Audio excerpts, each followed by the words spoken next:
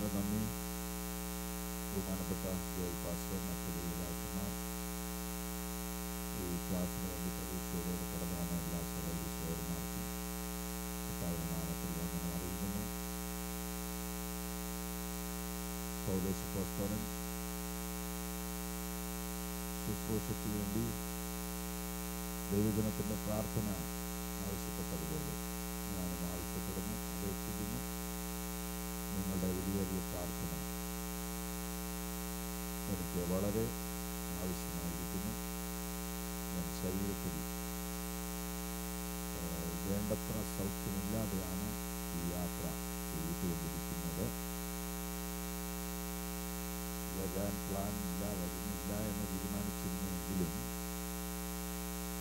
ഒരുപാട് പരസ്യങ്ങളൊക്കെ കൊടുത്തൊരു യോഗമാണ്. അതുകൊണ്ട് ഞാൻ വളരെ ദൈവത്തോട് ചോദിച്ചു, അങ്ങനെ പോരുവാൻ ഒരു ബലമുണ്ടായി പോന്നു. എങ്കിലും പൂർണ്ണ ആരോഗ്യത്തോടുകൂടെ ഈ ശുശ്രൂഷകൾ തികയ്ക്കുവാനായിട്ട് നിങ്ങളുടെ പ്രാർത്ഥന ഞാൻ അപേക്ഷിക്കുന്നു.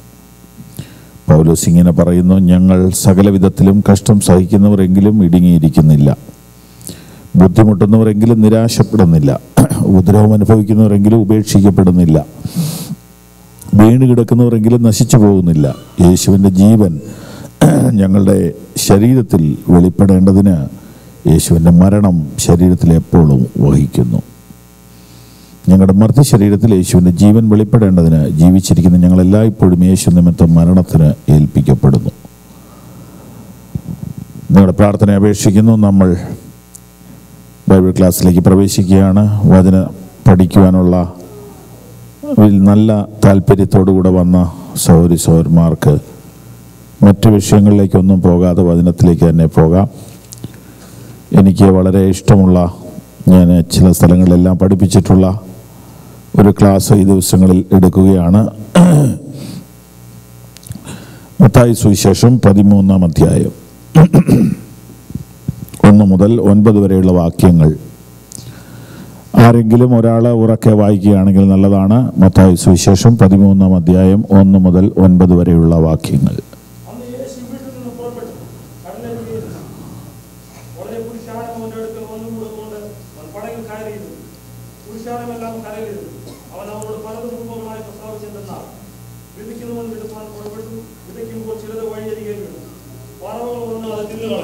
ചിലത് പാറസ്ഥലത്ത് ഏറെ മണ്ണില്ലാത്തയിടത്ത് വീണു. മണ്ണിന് താഴ്ചയിലാകിയാൽ കിണറ്റിൽ മുളച്ചു വന്നു. സൂര്യൻ ഉദിച്ചപ്പോൾ ചൂട് തട്ടി വേരിലാകിയാൽ അത് ഉണങ്ങിപ്പോയി. മറ്റു ചിലത് മുള്ളിനടിയിൽ വീണു. മുള്ള് മുളച്ചു വളർന്ന് അതിന് ഞെരുക്കി കളഞ്ഞു. മറ്റു ചിലത് നല്ല നിലത്ത് വീണു. 100 60 30 മേനിയായി വിളഞ്ഞു. ചെവിയുള്ളവൻ കേൾക്കട്ടെ. പ്രാർത്ഥിക്കാം. സ്വർഗസ്ഥ പിതാവേ, ഈ വചനങ്ങളെ ഞങ്ങൾക്ക് അനുഗ്രഹിച്ച് നൽകി തരണമേ, യേശുവിൻ്റെ നാമത്തിൽ തന്നെ. കൈകൾ ഉയർത്തി ദൈവത്തിന് മഹത്വം കൊടുക്കാം.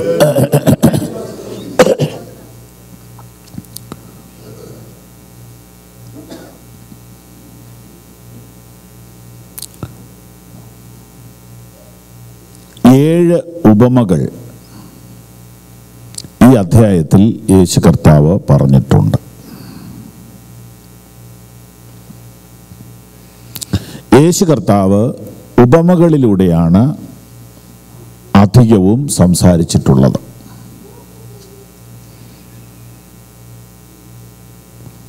ആത്മീയ കാര്യങ്ങളെ അല്ലെങ്കിൽ സ്വർഗീയ കാര്യങ്ങളെ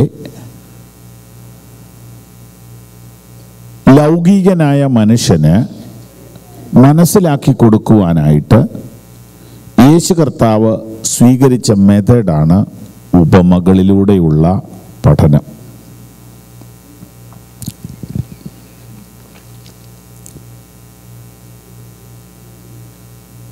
ദൈവിക കാര്യങ്ങൾ അല്ലെങ്കിൽ സ്വർഗീയ കാര്യങ്ങൾ, ആത്മീയ കാര്യങ്ങൾ ഭൗതികനായ ലൗകികനായ മനുഷ്യന് മനസ്സിലാക്കാൻ കഴിയുന്നതിലും വലുതും വ്യത്യസ്തവുമാണ്. അതുകൊണ്ട് കർത്താവ് ഉപമകളിലൂടെ അത് വിവരിക്കുന്നു. ഒന്നാമത്തെ ഉപമയുടെ പേര് വിതയ്ക്കുന്നവൻ്റെ ഉപമ. അത് 1 മുതൽ 23 വരെയുള്ള വാക്യങ്ങളിൽ പറഞ്ഞിരിക്കുന്നു. രണ്ടാമത്തെ ഉപമ കളയുടെ ഉപമ 24 മുതൽ 30 വരെ പറഞ്ഞിരിക്കുന്നു. മൂന്നാമത്തെ ഉപമ കടുകുമണിയുടെ ഉപമ 31, 32 വാക്യങ്ങളിൽ പറഞ്ഞിരിക്കുന്നു. നാലാമത്തെ ഉപമ പുളിച്ച മാവിൻ്റെ ഉപമ, അത് 33, 34 വാക്യങ്ങളിൽ പറഞ്ഞിരിക്കുന്നു. അഞ്ചാമത്തെ ഉപമ 44 വാക്യത്തിൽ പറഞ്ഞിരിക്കുന്നു, നിധിയുടെ ഉപമ. ആറാമത്തെ ഉപമ 45 വാക്യത്തിൽ പറഞ്ഞിരിക്കുന്നു, മുത്തിൻ്റെ ഉപമ. ഏഴാമത്തെ ഉപമ 47 മുതലുള്ള വാക്യങ്ങളിൽ പറഞ്ഞിരിക്കുന്നു, വലയുടെ ഉപമ. ഇങ്ങനെ 7 ഉപമകളിലൂടെ ഒരു കാര്യം വിശദീകരിക്കുന്നു. ആ ഒരു കാര്യം സ്വർഗരാജ്യം എന്ന കാര്യമാണ്. സ്വർഗരാജ്യം എന്നും ദൈവരാജ്യം എന്നും കർത്താവ് ആവർത്തിച്ച് പറഞ്ഞിട്ടുള്ള ആ കാര്യം മനുഷ്യനെ മനസ്സിലാക്കി കൊടുക്കുവാൻ കർത്താവ് വളരെ വളരെ ഉപമകൾ പറഞ്ഞിട്ടുണ്ട്. ഈ ഒരു 7 ഉപമ മാത്രമല്ല, സ്വർഗരാജ്യം തൻ്റെ പുത്രന് വേണ്ടി കല്യാണ സദ്യ ഒരുക്കിയ രാജാവിനോട് സദൃശമെന്ന് മത്തായി 22:1 മുതൽ പറഞ്ഞിരിക്കുന്നു. ഇങ്ങനെ അനേക പ്രാവശ്യം സ്വർഗരാജ്യത്തെക്കുറിച്ച് ദൈവരാജ്യത്തെക്കുറിച്ച് പറഞ്ഞു എങ്കിലും വേണ്ടത്ര അവർക്ക് മനസ്സിലായില്ല എന്ന് അപ്പോസ്തല പ്രവൃത്തികൾ വായിക്കുമ്പോൾ നമുക്ക് മനസ്സിലാകും. അപ്പോസ്തല പ്രവൃത്തികൾ 1-ാം അധ്യായം നമുക്കൊന്ന് പെട്ടെന്ന് നോക്കാം. 1-ാം അധ്യായം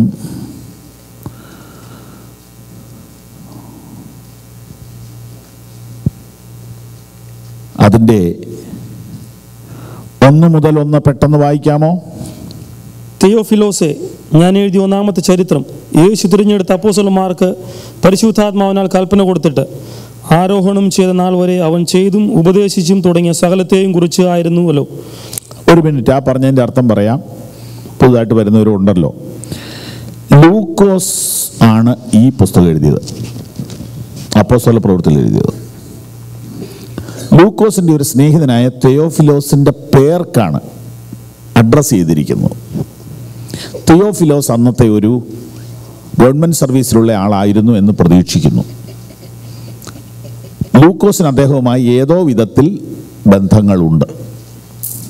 ആ മനുഷ്യനെ സുവിശേഷ സത്യങ്ങൾ അറിയിക്കാൻ വേണ്ടി താൻ ലൂക്കോസിൻ്റെ സുവിശേഷം ആദ്യമേ എഴുതി. ലൂക്കോസ് 1:1 തെയോഫിലോസിന് വേണ്ടിയിട്ടാണ് എഴുതിയിരിക്കുന്നത്. തെയോഫിലോസ് എന്ന് പറഞ്ഞാൽ ദൈവത്താൽ സ്നേഹിക്കപ്പെട്ടവൻ എന്നാണ് അർത്ഥം. വീണ്ടും അദ്ദേഹത്തിന് 2nd വോളിയം എഴുതുകയാണ്. സുവിശേഷത്തിൻ്റെ 2ാം വോളിയമാണ് അപ്പോസ്തല പ്രവൃത്തി. തെയോഫിലോസെ, ഞാൻ എഴുതിയ 1-ാമത്തെ ചരിത്രം യേശു കർത്താവ് ജനിച്ച് മരിച്ച് ഉയർത്തെഴുന്നേറ്റത് വരെയുള്ളതായിരുന്നു, അല്ലെങ്കിൽ മരണം വരെയുള്ളതായിരുന്നു.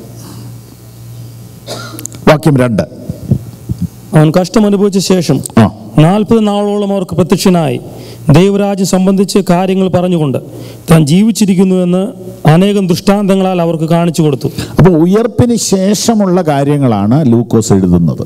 അഥവാ ഭൂമിയിൽ ഒരു മനുഷ്യനെക്കുറിച്ചും മരണത്തിന് ശേഷം ഒരു ചരിത്രമില്ല, മരണം വരെ ചരിത്രമുള്ളൂ.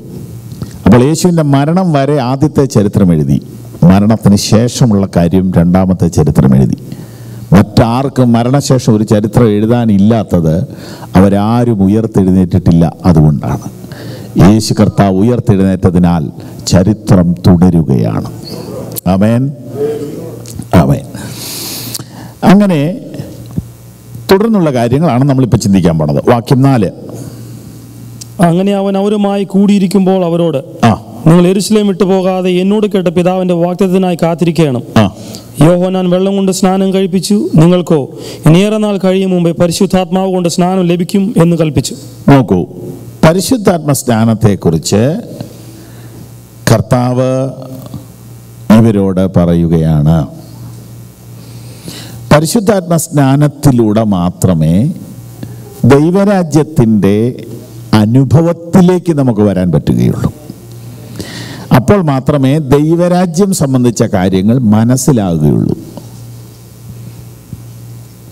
അതും ഒരു ഭാഗം കൂടെ ഒന്ന് കണ്ടാൽ ഈ പറയുന്ന കാര്യങ്ങൾ കുറേയുടെ വ്യക്തതയുണ്ടാവും. യോഹന്നാന്റെ സുവിശേഷം 16-ാം അധ്യായം 12-ാം വാക്യവും 13-ാം വാക്യവും കൂടി ഒന്ന് വായിച്ചേരെ. ഇനിയും വളരെ നിങ്ങളോട് പറവാനുണ്ട്, എന്നാൽ നിങ്ങൾക്ക് ഇപ്പോൾ വഹിപ്പാൻ കഴിവില്ല. സത്യത്തിന്റെ ആത്മാവ് വരുമ്പോഴോ അവൻ നിങ്ങളെ സകല സത്യത്തിലും വഴി നടത്തും. ശ്രദ്ധിച്ചോ, യേശു കർത്താവ് പഠിപ്പിച്ചുകൊണ്ടിരിക്കുമ്പോൾ തന്നെ യേശു കർത്താവ് പറയുകയാണ്, ദൈവരാജ്യം സംബന്ധിച്ചുള്ള കാര്യങ്ങൾ ഇനിയും വളരെ പറയാനുണ്ട്. എന്നാൽ നിങ്ങൾക്കത് മനസ്സിലാക്കാനുള്ള കഴിവായിട്ടില്ല. അതുകൊണ്ട് പരിശുദ്ധാത്മാവ് വരുമ്പോൾ അവൻ നിങ്ങളെ പഠിപ്പിക്കുമെന്നല്ല, അവൻ നിങ്ങളെ സകല സത്യത്തിലും വഴി നടത്തും. ഭയങ്കര സന്തോഷമുള്ളൊരു ഭാഗമാണ്. വളരെ അർത്ഥവത്തായൊരു കാര്യമാണത്. ലോകത്തിലെ മതഗുരുക്കന്മാരൊക്കെ പഠിപ്പിക്കുകയുള്ളൂ, പ്രാക്ടീസ് ചെയ്യാൻ സഹായിക്കത്തില്ല. പഠിപ്പിക്കും, ഇങ്ങനെ ചെയ്താൽ അങ്ങനെ ആകാം. എന്നാൽ യേശു പറയുകയാണ്, ഞാൻ പഠിപ്പിച്ച വഴിയിൽ നിങ്ങളെ നടത്താനുള്ള പവറാണ് പരിശുദ്ധാത്മാവ്. അപ്പം മാനുഷിക ശക്തി കൊണ്ട് ദൈവീക വഴിയിൽ നടക്കാൻ കഴിയില്ല. അതിനു വേണ്ടി വരുന്ന പവറാണ് ഹോളി സ്പിരിറ്റ്. എത്ര വ്യക്തമാണ്? പരിശുദ്ധാത്മാവ് വരുമ്പോൾ അവൻ നിങ്ങളെ സകല സത്യത്തിലും വഴി നടത്തും. ദൈവരാജ്യത്തിൻ്റെ വഴിയിൽ സാധാരണ മനുഷ്യനെ നടത്തുന്ന ശക്തിയാണ് പരിശുദ്ധാത്മ ശക്തി. കൈകൾ ഉയർത്തി ദൈവത്തെ സ്തുതിക്കാം. ആമേൻ. നോക്കൂ, അത് തന്നെ അപ്പോസ്തലപ്രവൃത്തി തുടരുകയാണ്. നിങ്ങൾ യെരൂശലേമിൽ നിന്ന് വാങ്ങിപ്പോകാതെ പിതാവിന്റെ വാഗ്ദത്തത്തിനായി കാത്തിരിക്കണം. യോഹന്നാൻ വെള്ളം കൊണ്ട് സ്നാനം കഴിപ്പിച്ചു, നിങ്ങൾക്കോ ഇനി ഏറിയ നാൾ കഴിയുമ്പോൾ പരിശുദ്ധാത്മാവോട് സ്നാനം ലഭിക്കും. യോഹന്നാൻ 16-ൽ പറഞ്ഞ കാര്യം നടന്നിട്ടില്ല, ഇവിടെ വെച്ച് നടക്കാൻ പോവുകയാണ്. ഓക്കെ, ഇനിയാണ് നമ്മളിപ്പോൾ പറയാൻ വന്ന പോയിന്റിലേക്ക് വരുന്നത്. വാക്യം 6. ഒരുമിച്ച് കൂടിയിരുന്നപ്പോൾ അവർ അവനോട്, കർത്താവേ, നീ ഇസ്രായേലിന് ഈ കാലത്തിലോ രാജ്യം യഥാസ്ഥാനമാക്കി കൊടുക്കുന്നു എന്ന് ചോദിച്ചു. അവൻ അവരോട്, പിതാവ് തൻ്റെ സ്വന്തം അധികാരത്തിൽ വെച്ചിട്ടുള്ള കാലങ്ങളെയോ സമയങ്ങളെയോ അറിയുന്നത് നിങ്ങൾക്കുള്ളതല്ല. ഒരു മിനിറ്റ് ശ്രദ്ധിച്ചേ. നിങ്ങൾ ഈ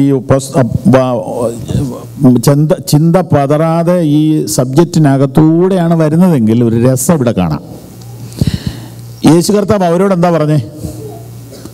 നിങ്ങൾ പരിശുദ്ധാത്മാവിനെ പ്രാപിക്കാൻ വേണ്ടി മറ്റെല്ലാം ഓഫ് ചെയ്തിട്ട് ഇതിനു വേണ്ടി എന്ത് ചെയ്യണം? കാത്തിരിക്കണം. ഇത് പറഞ്ഞ് ഫുൾ സ്റ്റോപ്പ് ഇട്ടപ്പോൾ അവർ ചോദിക്കുക, നീ ഇസ്രായേലിന് എപ്പോഴാണ് രാജ്യം കൊടുക്കുന്നതെന്ന്.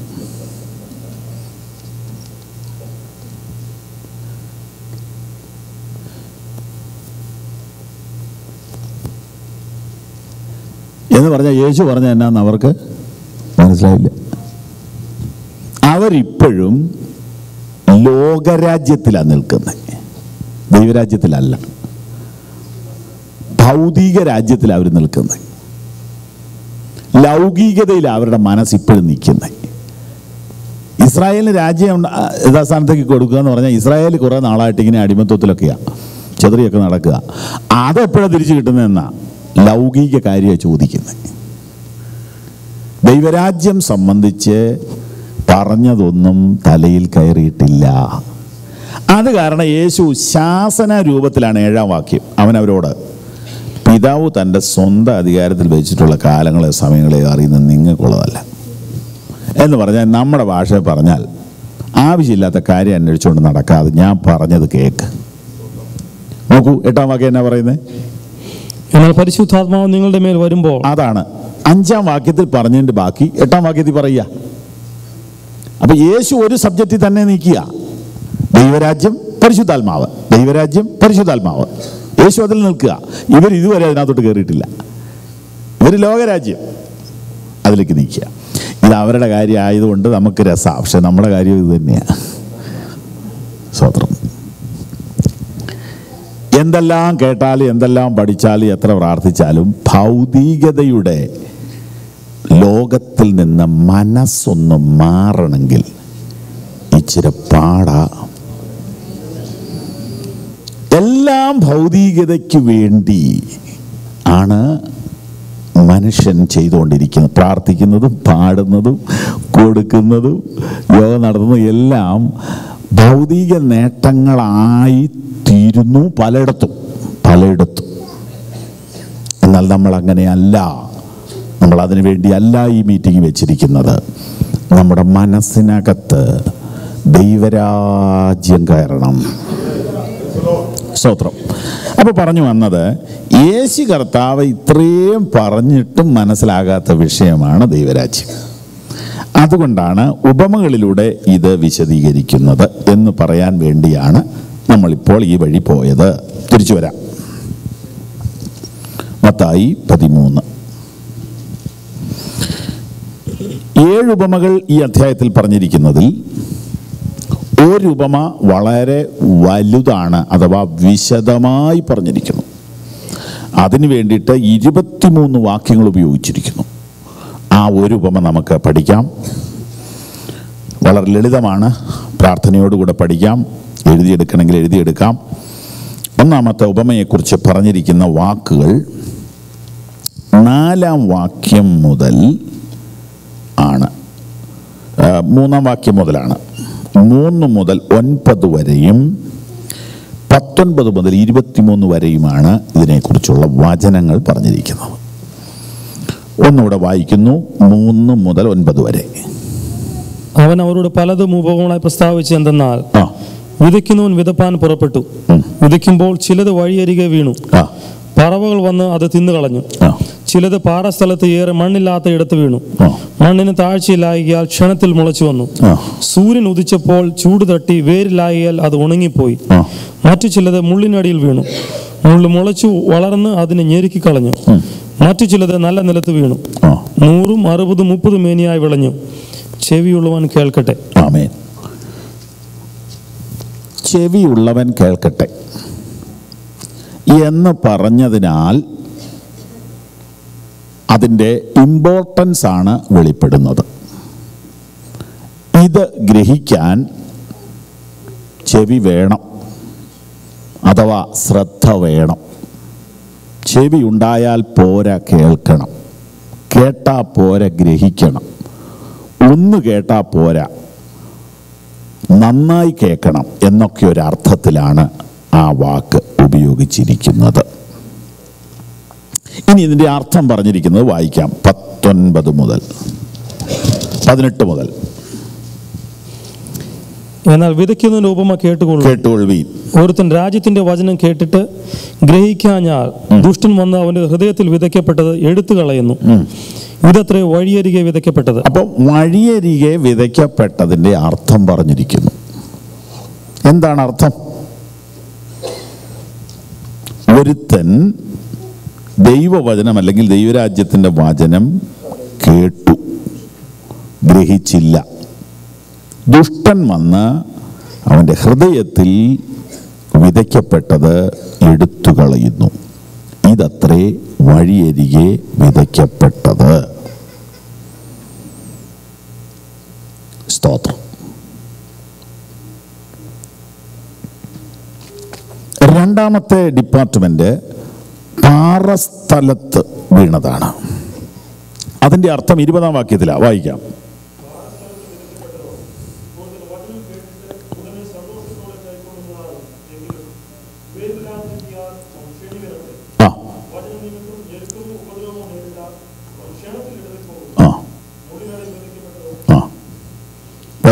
ഒരുത്തൻ വചനം കേൾക്കുന്നുവെങ്കിലും ഈ ലോകത്തിന്റെ ചിന്തയും ധനത്തിന്റെ വാഞ്ചനയും വചനത്തെ ഞെരുക്കിയിട്ട് നിഷ്ഫലനായി തീരുന്നതാകുന്നു. നല്ല നിലത്ത് വിതയ്ക്കപ്പെട്ടതോ ഒരുത്തൻ വചനം കേട്ടു ഗ്രഹിക്കുന്നതാകുന്നു. അത് വിളഞ്ഞ് 100, 60, 30 മേനി നൽകുന്നു. അപ്പോൾ ഒരേ വിത്ത് പലതരം റിസൾട്ട് കൊണ്ടുവന്നു. അപ്പോൾ ഒരു പഴഞ്ചൊല്ല് ഇവിടെ തിരുത്താൻ പോവുക. മലയാള നാട്ടിലൊരു പഴഞ്ചൊല്ലുണ്ട്, 10 ഗുണം 10 ഗുണം. പഴയ ആളുകൾക്കറിയാം. അതിൻ്റെ അർത്ഥം വിത്ത് നല്ലതാണെങ്കിൽ സംഗതി നല്ലതാവുമെന്നാണ്. പക്ഷെ ഇവിടെ വിത്ത് നല്ലതാണ്, പക്ഷേ ഫലം നന്നായില്ല. ഒരേ കൊട്ടയിൽ നിന്നെടുത്ത വിത്ത്, ഒരേ ക്വാളിറ്റിയുള്ള വിത്ത് ഒരാൾ തന്നെ വിതച്ചു, പക്ഷെ റിസൾട്ട് 4 വിധത്തിൽ വന്നു. അപ്പൊ പഴഞ്ചൊല്ലും വേദവസ്തുവും കൂടെ കൂട്ടി കുഴയ്ക്കരുത്. ചിലർക്ക് വേദപുസ്തകത്തെക്കാളും വിശ്വാസ പഴഞ്ചൊല്ല്. സാക്ഷി പറയുമ്പോൾ ഒന്നും പറയുകയില്ലെങ്കിലും പ്രാക്ടിക്കൽ ലൈഫിൽ പഴഞ്ചൊല്ല് കൂടെ പറയും. അതിനെ ഭയങ്കരമായിട്ട് വിശ്വസിക്കുകയും ചെയ്യും.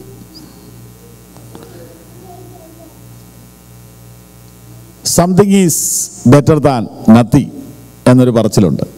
ശരിയായിരിക്കും ചിലയിടത്ത്, പക്ഷെ ബൈബിളിൽ ശരിയല്ല. ബൈബിളിൽ പറയുന്നു, നീ ശീതവാനോ ഉഷ്ണവാനോ ആയാൽ നല്ലത്, ശീതോഷ്ണവാനാകരുത് എന്നാണ് പറഞ്ഞിരിക്കുന്നത്. ശീതോഷ്ണവാനാ ഇച്ചിരി ഉണ്ടല്ലോ എന്ന് പറയരുത്. ഒന്നെങ്കിൽ തീരെ ഇല്ലാതിരിക്കട്ടെ. ഇതാണ് ബൈബിളിൻ്റെ വീക്ഷണം. അപ്പോൾ വിത്ത് നല്ലതാണെങ്കിലും ഫലം നന്നായില്ല. ഏറ്റവും നല്ല വിതകാരനാണ് വിതച്ചത്, എങ്കിലും ഫലം നന്നായില്ല. എന്തുകൊണ്ട് ഫലം വ്യത്യസ്തമായി? ഉത്തരം നിസ്സാരമാണ്, നിലത്തിൻ്റെ മാറ്റമാണ്. അങ്ങനെയാണ് നിലമേതാണെന്ന് 23-ാം വാക്യത്തിൽ സിമ്പിളായിട്ട് എഴുതിയിരിക്കുന്നു.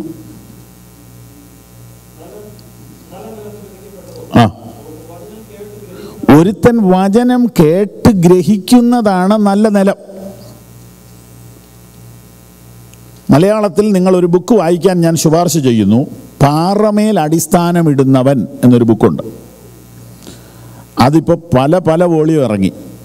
സാജു മാത്യു എന്ന് പറയുന്ന എൻ്റെ ഒരു സ്നേഹിതനാണ് ആ ബുക്ക് എഴുതിയത്. നിങ്ങളെപ്പോഴെങ്കിലും നാട്ടിൽ പോകുമ്പോൾ അതിൻ്റെ 10 കോപ്പി മേടിച്ച് ആർക്കെങ്കിലുമൊക്കെ കൊടുക്കണം.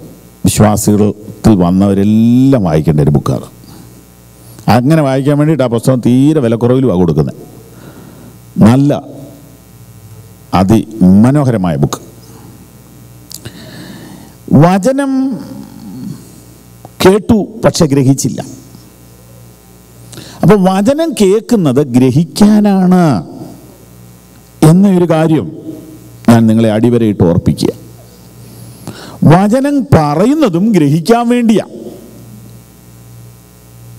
അപ്പൊ കർത്താവ് എന്നോട് പറഞ്ഞു, ഒരുപാട് പറഞ്ഞില്ലേലും പറയുന്നത് മനുഷ്യർക്ക് മനസ്സിലാകണം. വചനം പറയുന്നത് പറയാൻ വേണ്ടിയല്ല, ഗ്രഹിക്കാൻ വേണ്ടിയാ. വചനം കേൾക്കുന്നത് ഹാജരി വെക്കാൻ വേണ്ടിയല്ല, ഹല്ലേലൂയ പറയാൻ വേണ്ടിയുമല്ല. ഹല്ലേലൂയ ഇടയ്ക്ക് വേണേ ഒന്ന് പറയാം, പക്ഷെ അതിനുവേണ്ടിയല്ല ഇത് കേൾക്കുന്നത്. ഇത് ഗ്രഹിക്കാൻ വേണ്ടിയാണ് കേൾക്കുന്നത്. സ്തോത്രം. അപ്പോൾ വചനം പറയുമ്പോൾ ഇടയ്ക്കൊരു ഹല്ലേലൂയ പറഞ്ഞാൽ പറയുന്ന ആൾക്കും ആശ്വാസമാണ്. യോഗം നല്ലതാണെന്ന് തോന്നും, പക്ഷെ ഗ്രഹിച്ചോ ഇല്ലയോ എന്ന് ദൈവത്തിന് മാത്രം അറിയാം. ചില സ്ഥലങ്ങളിൽ ഞാൻ ചെല്ലുമ്പം ഹല്ലേലൂയൊക്കെ പറയുന്ന ആളുകളെ ഞാൻ പിന്നീട് പരീക്ഷിച്ചപ്പോൾ അവർ ഗ്രഹിച്ചിട്ടൊന്നും അല്ല ഈ പറയുന്നത്. പുള്ളിക്കൊരു സമാധാനം ആയിക്കോട്ടെ എന്നോർത്ത് പറയുന്നത്. സ്തോത്രം. അതെങ്ങനെയാണ് അറിയുന്നതെന്ന് ചോദിച്ചാൽ വല്ല ഉദാഹരണമൊക്കെ പറയുമ്പോഴാണ് ഹല്ലേലൂയ പറയുന്നത്. അപ്പോൾ വചനം കേട്ടില്ലായിരുന്നു, ഉദാഹരണം പറഞ്ഞപ്പോൾ പെട്ടെന്ന് ഞെട്ടി ഉണർന്നു ഹല്ലേലൂയ എന്നങ്ങ് പറഞ്ഞ. അങ്ങനെ ഞാൻ പറഞ്ഞതുകൊണ്ട് ഹല്ലേലൂയ പറയാതിരിക്കരുത്, അതിടയ്ക്ക് പറഞ്ഞോണം. പറഞ്ഞാൽ അവരവർക്ക് കൊള്ളാം. സ്തോത്രം. ഇത് കേരളത്തിൽ രാഷ്ട്രീയ നേതാക്കൾ പ്രസംഗിക്കുമ്പോൾ കൈയടിച്ച് പ്രോത്സാഹിപ്പിക്കുന്നത് പോലെ ഒരു പരിപാടിയായിട്ട് ഹല്ലേലൂയ തീരാൻ പാടില്ല. രാഷ്ട്രീയ പ്രസംഗത്തിൽ കൈയടിക്കുന്നത് ഒരു പാർട്ടിയിലുള്ളവർ തന്നെ കൈയടിക്കണമെങ്കിൽ ഗ്രൂപ്പിൽപ്പെട്ടവർ വരണം, ഇല്ലേ? ഒരു പാർട്ടിയിലെ നേതാവ് തന്നെ ആണെങ്കിലും അവരുടെ ഗ്രൂപ്പിൻ്റെ ആൾ വന്നാലേ കൈയടിക്കുള്ളൂ, ഇല്ലെങ്കിൽ മാറി നിൽക്കും. അപ്പം കൈയടിക്കാത്ത വല്ല ആത്മാർത്ഥതയുണ്ടോ? പ്രസംഗം കേട്ടിട്ടൊന്നുമല്ല, നമ്മുടെ ആൾ വന്നടാന്ന് പറഞ്ഞാൽ കൈയടിക്കുന്നേ. ശരിയല്ലേ? അതുപോലത്തെ ഒരു രോഗം നമ്മുടെ ഇടയിൽ തുടങ്ങിയിട്ടുണ്ടെങ്കിൽ അത് നമുക്ക് വേഗം നിർത്തിക്കളയണം. ആര് പറഞ്ഞു എന്നുള്ളതല്ല, എന്തു പറഞ്ഞു എന്നുള്ളതാണ് പ്രധാനം. സ്തോത്രം.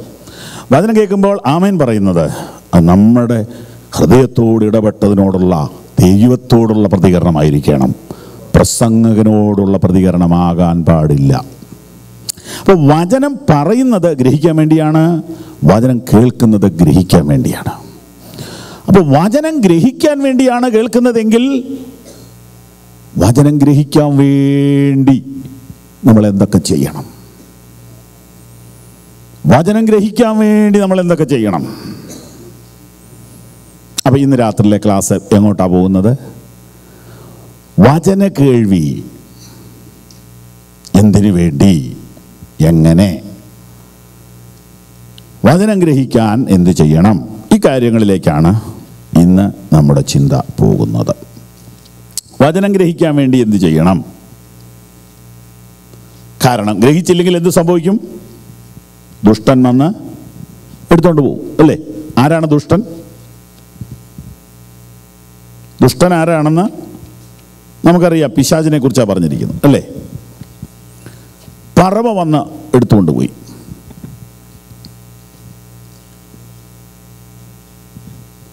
വാക്യം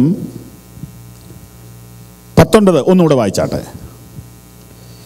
ഒരുത്തൻ രാജ്യത്തിന്റെ വചനം കേട്ടിട്ട് ഗ്രഹിക്കാഞ്ഞാൽ ദുഷ്ടൻ വന്ന് അവന്റെ ഹൃദയത്തിൽ വിധിക്കപ്പെട്ടത് എടുത്തു കളയുന്നു.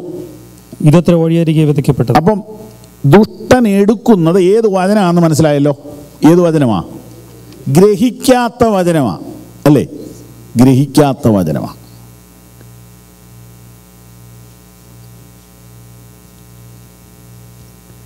ഗ്രഹിക്കുന്നത് എടുക്കത്തില്ല, എടുക്കാൻ പറ്റുകയില്ല. ഗ്രഹിക്കാത്ത എടുത്തുകൊണ്ട് പോകും.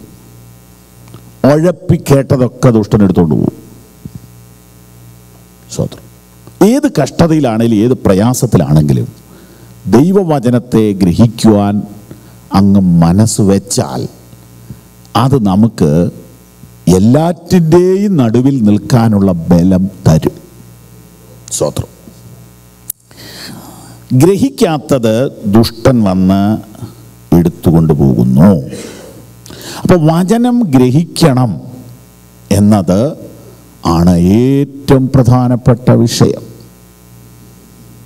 സ്തോത്രം. ഇനിയും ദുഷ്ടൻ എന്ന് പറഞ്ഞാൽ പിശാചാണ്.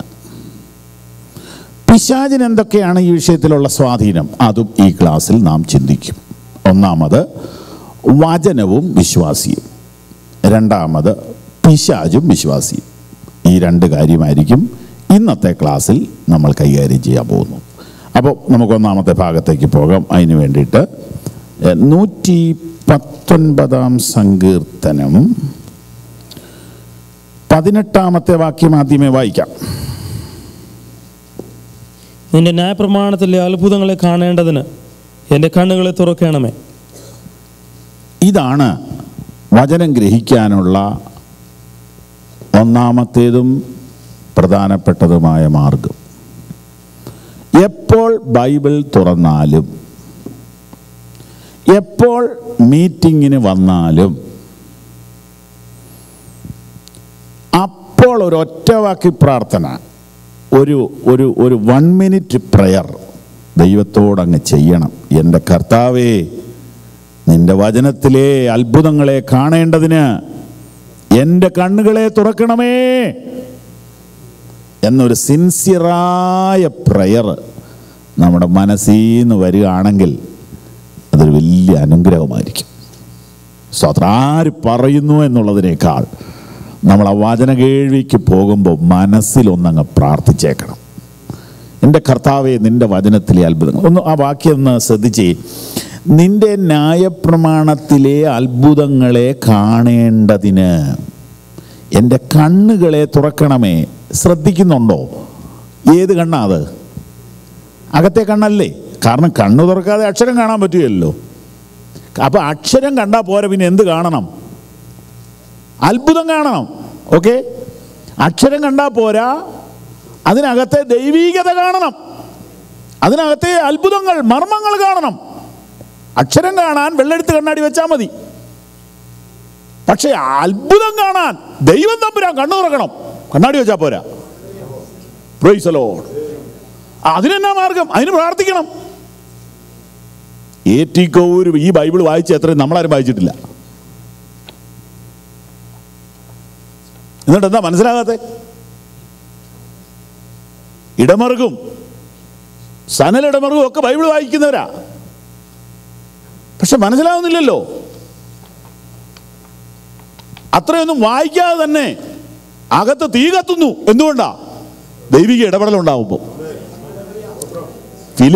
എത്യോപ്യയിലെ ധനകാര്യമന്ത്രി ഓടുന്ന വണ്ടിയിലിരുന്ന് ബൈബിൾ വായിച്ചു. വചനം ഇടപെട്ടു അയാളോട്. വചനം അയാളോട് ഇടപെട്ടു. പക്ഷെ വേണ്ടത്ര പിടികിട്ടുന്നില്ല. അയാൾ എന്നാ ചെയ്തെന്നറിയോ? ഞാൻ എൻ്റെ ഊഹം പറയാം. അയാൾ അറിയാവുന്ന പോലെ ദൈവത്തോട് പറഞ്ഞു, എൻ്റെ ദൈവമേ, ഇത് നിൻ്റെ പുസ്തകമാണെങ്കിൽ എനിക്കിതൊന്ന് മനസ്സിലാക്കി തരണേ, എനിക്കൊന്നും മനസ്സിലാകുന്നില്ല. യേശു കർത്താവിൻ്റെ ക്രൂശ് മരണത്തെക്കുറിച്ചാണ് വായിച്ചത്. അർപ്പാൻ കൊണ്ടുപോകുന്ന കുഞ്ഞാടിനെ പോലെ അവനെ കൊണ്ടുപോയി, രോമം കത്തിരിക്കുന്ന മുമ്പ് വായ തുറക്കാത്തവനെ പോലെ അവൻ നിന്നു. ഇതിങ്ങനെ വായിച്ചപ്പോൾ അവിടെ തന്നെ വീണ്ടും നിർത്തി. ഇത് ആരുടെ കാര്യമാണ്? എൻ്റെ ദൈവമേ, എനിക്കൊന്ന് പറഞ്ഞു തരണേ എന്ന് പറയുമ്പോഴത്തെ ഫിലിപ്പോസ് വാതിൽക്കൽ നിൽക്കുക. എന്നാ നെറ്റ്വർക്ക് അല്ലേ? Price the Lord. ഇതാണ് ഈ മനുഷ്യരോട് പറയുന്നതിനേക്കാൾ ദൈവത്തോട് പറയുക എളുപ്പം. ഞാൻ ഈ പറയുന്നതാ. സ്തോത്രം. മനുഷ്യനോട് പറഞ്ഞാൽ അവൻ എന്തെങ്കിലുമൊക്കെ ന്യായങ്ങൾ പറയും, എനിക്കിപ്പോൾ നേരെയില്ലെന്നൊക്കെ പറയും. ഇത് നേരെ മുകളിലോട്ട് മെസ്സേജ് കൊടുത്തു, മുകളിൽ നിന്ന് ഫിലിപ്പോസിന് മെസ്സേജ് കൊടുത്തു, ടിക്, പരിപാടി ഇതേ വന്നു.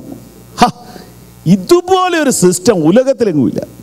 കർത്താവ് പറഞ്ഞു, നീ അങ്ങോട്ട് ചെല്ലുമ്പോൾ ഒരു മനുഷ്യൻ വെള്ളം ചോദിച്ചോട്ട് ഇങ്ങോട്ട് വരും, അവനോട് പറഞ്ഞാൽ മതി, അവൻ വീട് കാണിച്ചു തരുമെന്ന്. അതൊക്കെ വായിച്ച് ഞാൻ ചിരിച്ചിട്ടുണ്ട്. ആ മനുഷ്യൻ വെള്ളം കൊണ്ട് വരുമ്പോൾ ഈ മനുഷ്യൻ വന്നില്ലെങ്കിൽ അവൻ അവിടെ നിന്ന് എത്ര നേരം വെള്ളം കൊണ്ട് നിൽക്കണം? സ്തോത്രം. അതാ കറക്റ്റായ കൂട്ടിമുട്ടല്ല അതിൻ്റെ കാര്യം ഇരിക്കുന്നത്. ഇതങ്ങ് വിശ്വസിച്ചാൽ മതി. അങ്ങനെയാണെങ്കിൽ ഇന്ന് രാത്രി ധൈര്യമായിട്ട് പറയണം, ദൈവത്തിന് അബദ്ധമൊന്നും പറ്റത്തില്ല. നമുക്ക് മനസ്സിലായിട്ടില്ലായിരിക്കും, നമുക്ക് മനസ്സിലാകാത്ത പല കാര്യങ്ങൾ കാണും. എങ്കിൽ ഇന്ന് രാത്രി ധൈര്യത്തോടെ പറ, എൻ്റെ ദൈവത്തിന് അബദ്ധം പറ്റുന്നില്ല. നഷ്ടമെന്നു കരുതിയ സംഭവങ്ങളൊക്കെയും, നഷ്ടമെന്നു കരുതിയ സംഭവങ്ങളൊക്കെയും നന്മയ്ക്കെന്ന് ബോധ്യമാക്കി തീർത്തിടുന്ന നാൾ വരും. നന്മയ്ക്കെന്ന് ബോധ്യമാക്കി തീർത്തിടുന്ന നാൾ വരും. യേശു വന്നിടും, പ്രാണപ്രിയൻ വന്നിടും, രക്തം തന്നു സ്നേഹിച്ച എൻ കാന്തൻ വന്നിടും, രക്തം തന്നു സ്നേഹിച്ച എൻ കാന്തൻ വന്നിടും. യേശു വന്നിടും, പ്രാണപ്രിയൻ വന്നിടും, രക്തം തന്നു സ്നേഹിച്ച എൻ കാന്തൻ വന്നിടും. നഷ്ടമെന്ന് കരുതിയ സംഭവങ്ങൾ നന്മയ്ക്കെന്ന് ബോധ്യമാക്കി തരുന്ന ഒരു ദിവസമുണ്ട്. നമുക്ക് പലതും പിടികിട്ടുന്നില്ലായിരിക്കും, പക്ഷെ ദൈവം എല്ലാം നന്നായി ചെയ്യുന്നു. സ്തോത്രം.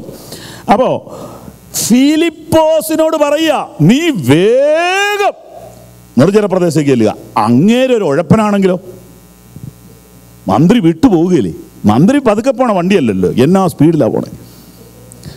അപ്പൊ അതിനെ വന്ന് ക്രോസ് ചെയ്യണം. ഈ ദൈവത്തെ അനുസരിക്കുന്നത് സ്പീഡിൽ വേണം, ദൈവത്തെ അനുസരിക്കുന്നത് സ്പീഡിൽ വേണം. പോലീസിനെ അത്രയും സ്പീഡിൽ അനുസരിക്കണ്ട, ദൈവത്തെ അനുസരിക്കുന്നത് സ്പീഡിൽ വേണം. ഹൂസ്റ്റൺ പട്ടണത്തിൽ ഒരു ദൈവദാസൻ ജീവിച്ചിരുന്നു. അദ്ദേഹത്തിൻ്റെ പേര് ജോൺ ഓസ്റ്റിൻ. ഇപ്പം അദ്ദേഹത്തിൻ്റെ മകനാണ് ആ സഭ നടത്തുന്നത്, ജോയൽ ഓസ്റ്റിൻ. അദ്ദേഹം പറഞ്ഞൊരു കഥ രസകരമാണ്.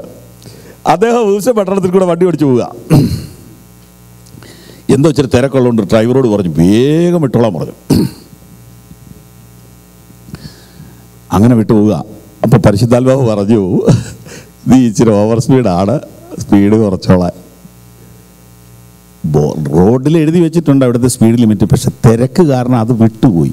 അപ്പം പരിശുദ്ധാത്മാവ് പറഞ്ഞു സ്പീഡ് കുറയ്ക്കാൻ.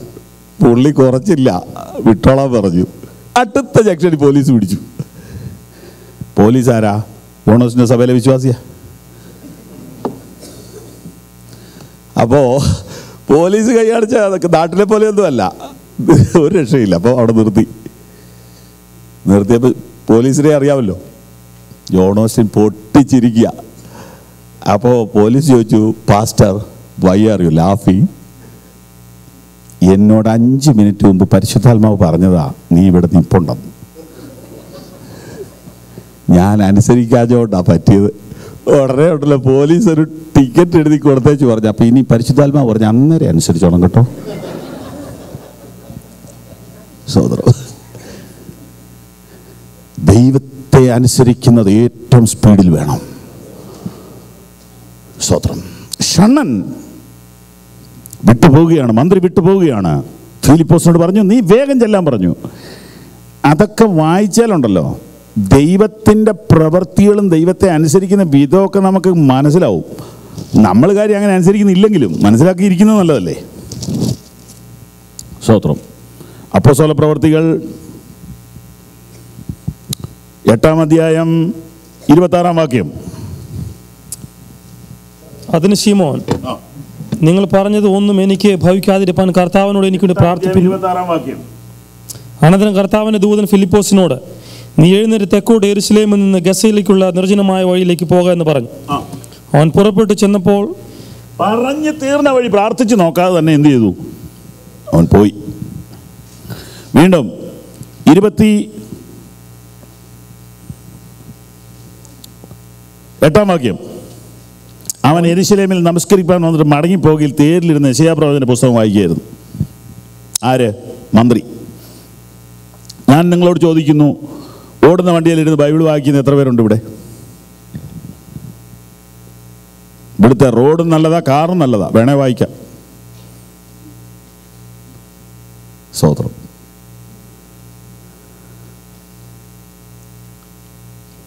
ഈ മന്ത്രി നല്ല വായനക്കാരനായിരുന്നു. പിന്നെ ജീവിതത്തിൽ ആദ്യമായിട്ട് ബൈബിൾ കിട്ടിയതിൻ്റെ ആർത്തി ഉണ്ടെന്ന് കൂട്ടിക്കോ. നമുക്കെന്ന് പറഞ്ഞാൽ 8-10 എണ്ണം വീട്ടിലിരിക്കുന്നത് കൊണ്ട് വായിച്ചില്ലേലും ഒരു അനുഗ്രഹം വരുമെന്ന് നമ്മുടെ ഒരു ധാരണ. കാരണം ടീപ്പോയിൽ 4 എണ്ണം, ഷെൽഫിൽ 8 എണ്ണം, കട്ടിലേൽ 5 എണ്ണം. അങ്ങനെയുള്ള വീട് അനുഗ്രഹിക്കപ്പെട്ടില്ല, പിന്നെ ഏത് വീട് അനുഗ്രഹിക്കപ്പെടുന്നത്? പക്ഷേ ഗ്രഹിച്ചാലേ ഗുണമുള്ളൂ. ആദ്യമായിട്ട് പുസ്തകം കിട്ടിയ കാരണം ഈ പട്ടിണി കിടക്കുന്ന പിള്ളേർ ബിസ്ക്കറ്റ് കിട്ടിയ പോലെയാണ്. പുള്ളി ഓടുന്ന വണ്ടിയിൽ ഇരുന്നുകൊണ്ട് വായിക്കുക. അതോ സ്ലിം ബൈബിൾ അല്ലെന്ന് മനസ്സിലാക്കണം. ഏതാ ഇപ്പോഴത്തെ സ്ലിം ഉണ്ടല്ലോ, അതല്ല നമ്മുടെ മന്ത്രി വായിച്ചത്. വലിയ ചുരുളാ. 2 പേരോട് നൂർത്ത് പിടിക്കാൻ പറഞ്ഞു. എന്നിട്ട് വണ്ടി ഇരുന്ന് വായിക്കുക. എന്നാ ആർത്തിയല്ലേ. സ്തോത്രം. വചനത്തോടൊരു ആർത്തി ഉണ്ടെങ്കിലേ എല്ലാ കാര്യവും നടക്കുകയുള്ളൂ. സ്തോത്രം. നിന്റെ വചനത്തിലെ അത്ഭുതങ്ങളെ കാണാൻ എൻ്റെ കണ്ണ് തുറക്കണമേ. അയാളെ ഓടുന്ന വണ്ടി ഇരുന്നുകൊണ്ട് പുസ്തകം വായിക്കുക. അതോ ഈ നേരോടെ നടക്കുന്നവർക്ക് ഒരു നന്മയും മുടക്കിയില്ല, രക്ഷയ്ക്കായി കാണിക്കുന്നതാണ് ഞാൻ അതിലാക്കി. ഇങ്ങനെയൊക്കെ ഒഴിവാക്കിയില്ലേ? അതാണ് ഈ പുള്ളിക്ക് കിട്ടിയ പുസ്തകം എത്ര നല്ലതാ, പുള്ളിക്ക് കിട്ടിയ അധ്യായം എത്ര നല്ലതാ. പുള്ളിക്ക് കിട്ടിയത് യെശയ്യാവിൻ്റെ ബുക്കാണ്. ബൈബിൾ മൊത്തം കുത്തി കെട്ടിയിട്ടില്ലായിരുന്നു. യെശയ്യാവിൻ്റെ പുസ്തകം മാത്രം ബൈബിളായിട്ട് പുള്ളിക്ക് കിട്ടിയുള്ളൂ. യെശയ്യാവിൻ്റെ പുസ്തകത്തിന് ഗുണമെന്നാണെന്നറിയോ? ബൈബിളാണത്. 66 പുസ്തകം ബൈബിളിലുണ്ട്, 66 അധ്യായം യെശയ്യാവിനുണ്ട്. ആദ്യത്തെ ഭാഗങ്ങൾ പഴയ നിയമവും ഒടുവിലത്തെ ഭാഗങ്ങൾ പുതിയ നിയമമാണ്. കറക്റ്റാണ്. അപ്പോൾ ഫുൾ ബൈബിൾ ദൈവം അവൻ്റെ കയ്യിലോട്ട് കൊടുത്തു. രക്ഷയ്ക്കായി കാക്ഷിക്കുന്നവനെ ഞാനതിലാക്കും. നിങ്ങളെന്നെ വിളിച്ചപേക്ഷിക്കുമ്പോൾ നിങ്ങളെന്നെ കണ്ടെത്തും. സത്യമായി എന്നെ വിളിച്ചപേക്ഷിക്കുന്നതിനെ കണ്ടെത്തും. പ്രിയപ്പെട്ടവരെ, ദൈവം നല്ലവനാണ്, ദൈവം വിശ്വസ്തനാണ്. പരമാർത്ഥമായ പ്രാർത്ഥനയ്ക്ക് മറുപടി വരാതെ പോകത്തില്ല. അപ്പോൾ അവന് കിട്ടിയത് 1-ാം പുസ്തകം. അവൻ തുറന്നപ്പോൾ കിട്ടിയത് 1-ാം പേജ്. ഈ കണ്ണടച്ച് തുറക്കുന്ന ഒരു പരിപാടി ഉണ്ടല്ലോ, അത് എപ്പോഴും ഒക്കണമെന്നില്ല. അതുകൊണ്ട് ഒത്തില്ലെങ്കിലും അവിടെ നിന്ന് കണ്ടിന്യൂസ് ആയിട്ട് അങ്ങ് വായിച്ചോണം. പിന്നെ അടച്ചു തുറക്കണ്ട. സോദരം, ഈ 2 ആഴ്ച ഇങ്ങോട്ട് പൂരതേൻ്റെ തലയാഴ്ചയിൽ ഒരു പയ്യനെ പരിചയപ്പെട്ടു. ബേസിൽ എന്ന പേര്. പുതുതായിട്ട് പരിചയപ്പെടുക. അപ്പോൾ അവനോട് ഇങ്ങനെ സുവിശേഷം പറയാനൊരു അവസരമൊക്കെ കിട്ടി. ചെറുതായിട്ട് ഇങ്ങനെ പറഞ്ഞു വന്നപ്പോൾ അവനൊരു സംശയം എന്നോട് ചോദിച്ചു. കാരണം ഞാൻ ബൈബിൾ എടുത്ത് വായിച്ചു കൊടുത്തു. അവന് സംശയം മാറി. ഇത് ശരിയാണെന്നറിയാം, ഞാൻ ഒന്നുകൂടി നടച്ചു തുറക്കട്ടെ.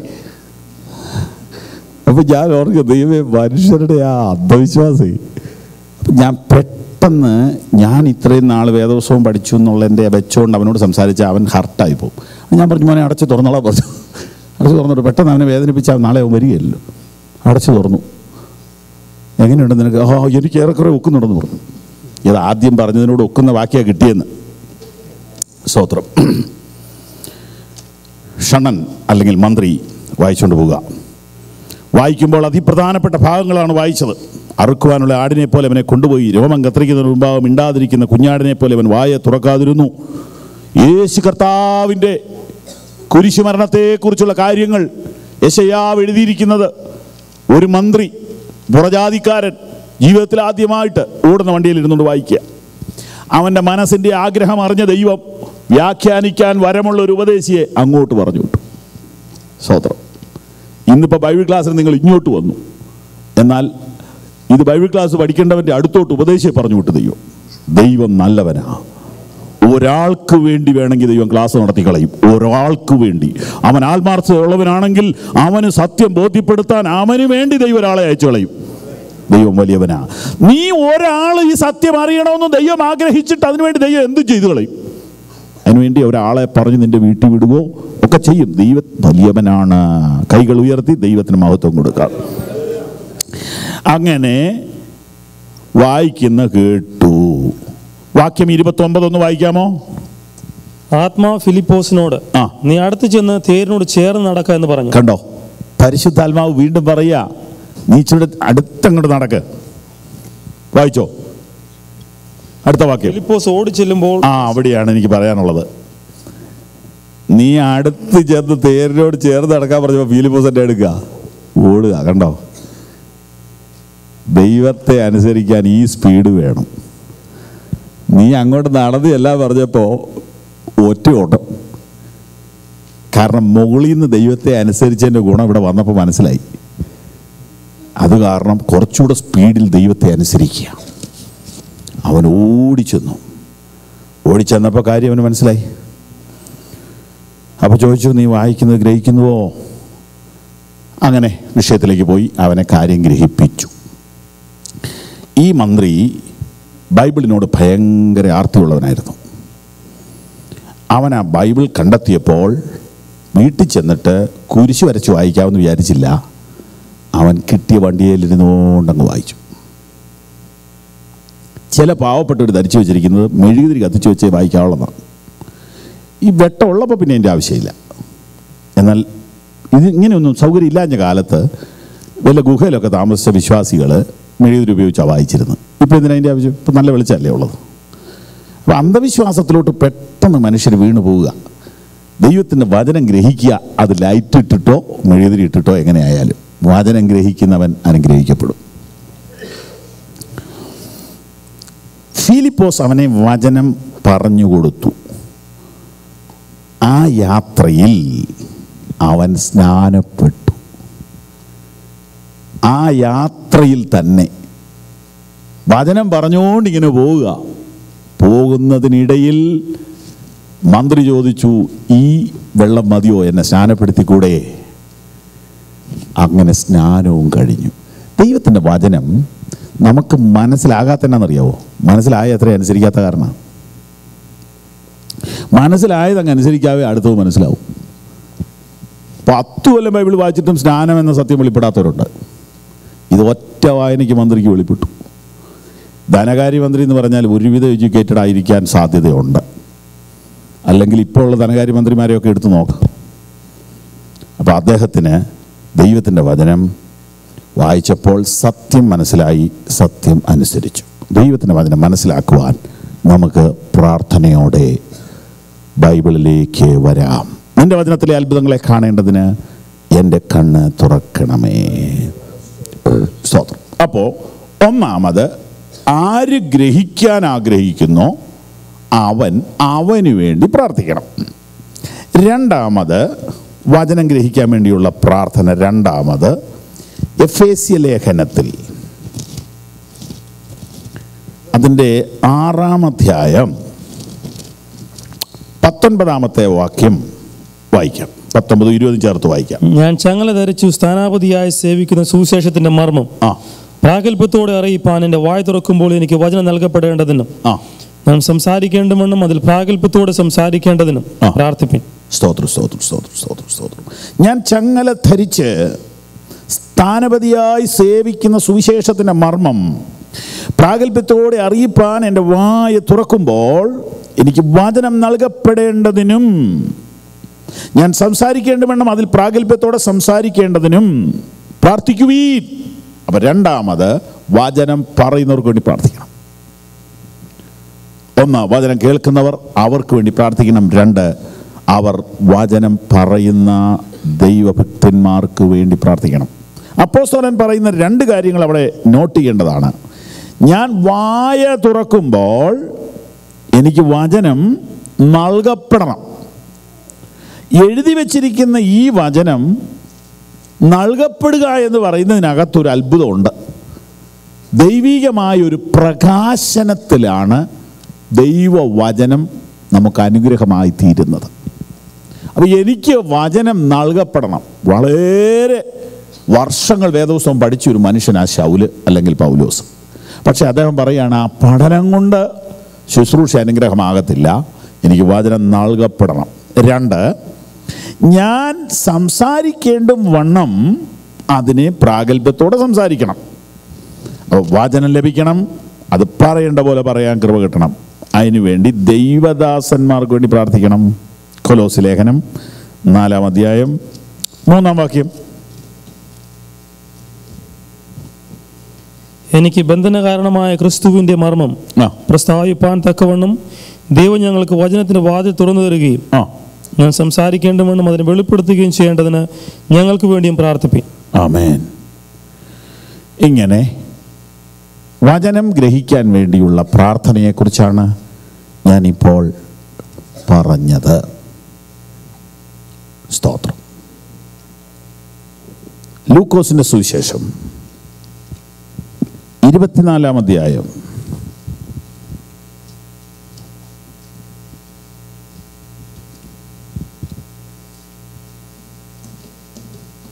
44-45 വാക്യങ്ങൾ കൂടെ ഒന്ന് വായിച്ചേരെ.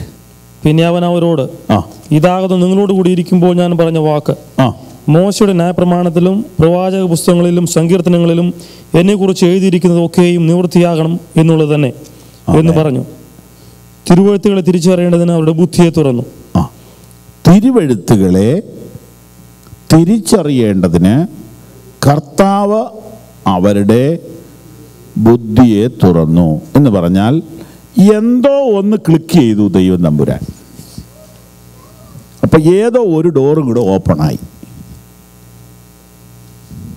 അപ്പം അന്ന് വരെ ഗ്രഹിക്കാത്ത മേഖലകളിലേക്ക് അവരുടെ അറിവ്, അവരുടെ പരിജ്ഞാനം വികസിച്ചു. അപ്പം കർത്താവിൻ്റെ സഹായത്താലേ ദൈവത്തിന് ഗ്രഹിക്കാൻ പറ്റുള്ളതാണ് ഈ പറഞ്ഞു വരുന്നത്. അപ്പോൾ പ്രാർത്ഥിക്കുക എന്നതാണ് ഏറ്റവും പ്രധാന കാര്യം. മറ്റൊരു കാര്യം, യെശയ്യാ പ്രവചനം 34-ാം അധ്യായം 16-ാം വാക്യം.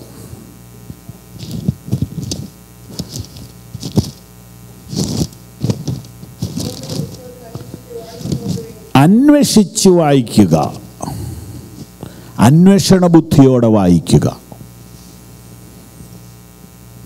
അന്വേഷിച്ച് വായിക്കുക, അന്വേഷണ ബുദ്ധിയോടെ കൂടെ വായിക്കുക. ഭക്തി വായനയുണ്ട്, ചടങ്ങ് വായനയുണ്ട്. ഭക്തി വായന എന്ന് പറയുന്നത് വീടുകളിലൊക്കെ കിടക്കാൻ നേരത്തോ ഒക്കെ വായിക്കുന്ന വായനയാണ് ഭക്തി വായന. ചടങ്ങ് വായന പള്ളി വായിക്കുന്ന വായന. മരണ വീട്ടിലെ വായനയും ചടങ്ങ് വായനയാണ്. ആരും ഗ്രഹിക്കുന്നില്ലെന്നുള്ളത് വായിക്കുമ്പോൾ തന്നെ മനസ്സിലാവും. എന്നാൽ വായിക്കേണ്ടത് എങ്ങനെയാണെന്ന് ഇപ്പം ഇവിടെ കണ്ടു. യഹോവയുടെ പുസ്തകത്തിൽ അന്വേഷിച്ച് വായിക്കുക, അന്വേഷണ ബുദ്ധിയോടുകൂടെ വായിക്കുക. അപ്പോൾ അത് മനസ്സിലാക്കാനുള്ള കൃപ നമുക്ക് ലഭിക്കും. ഇത്രയും പറഞ്ഞ് ആ ഭാഗം അങ്ങ് വിടട്ടെ. വചനം ഗ്രഹിക്കുവാൻ പ്രാർത്ഥനയോടുകൂടെ ബൈബിളിലേക്ക് വരണം. ഒരിക്കലല്ല, എപ്പോഴും. ഇനിയും പിശാച് ിൻ്റെ സ്വാധീനത്തെക്കുറിച്ച് നമുക്ക് നോക്കാം. വീണ്ടും നമ്മുടെ ഉപമയിലേക്ക് ഒന്ന് തിരിച്ചു വന്നാട്ടെ. 3-4 വാക്യങ്ങൾ വീണ്ടും വായിച്ചാട്ടെ.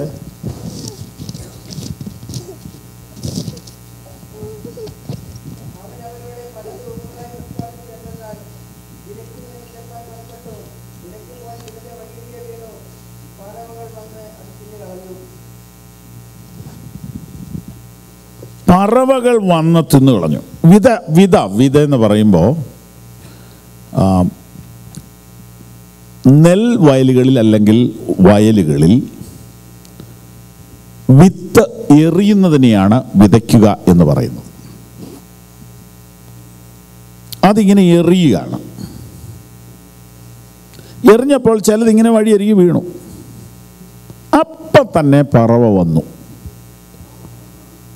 ഏതെങ്കിലും കർഷകൻ വിതയ്ക്കുന്നതിന് മുമ്പ് പറവയ്ക്ക് നോട്ടീസ് കൊടുക്കുമോ?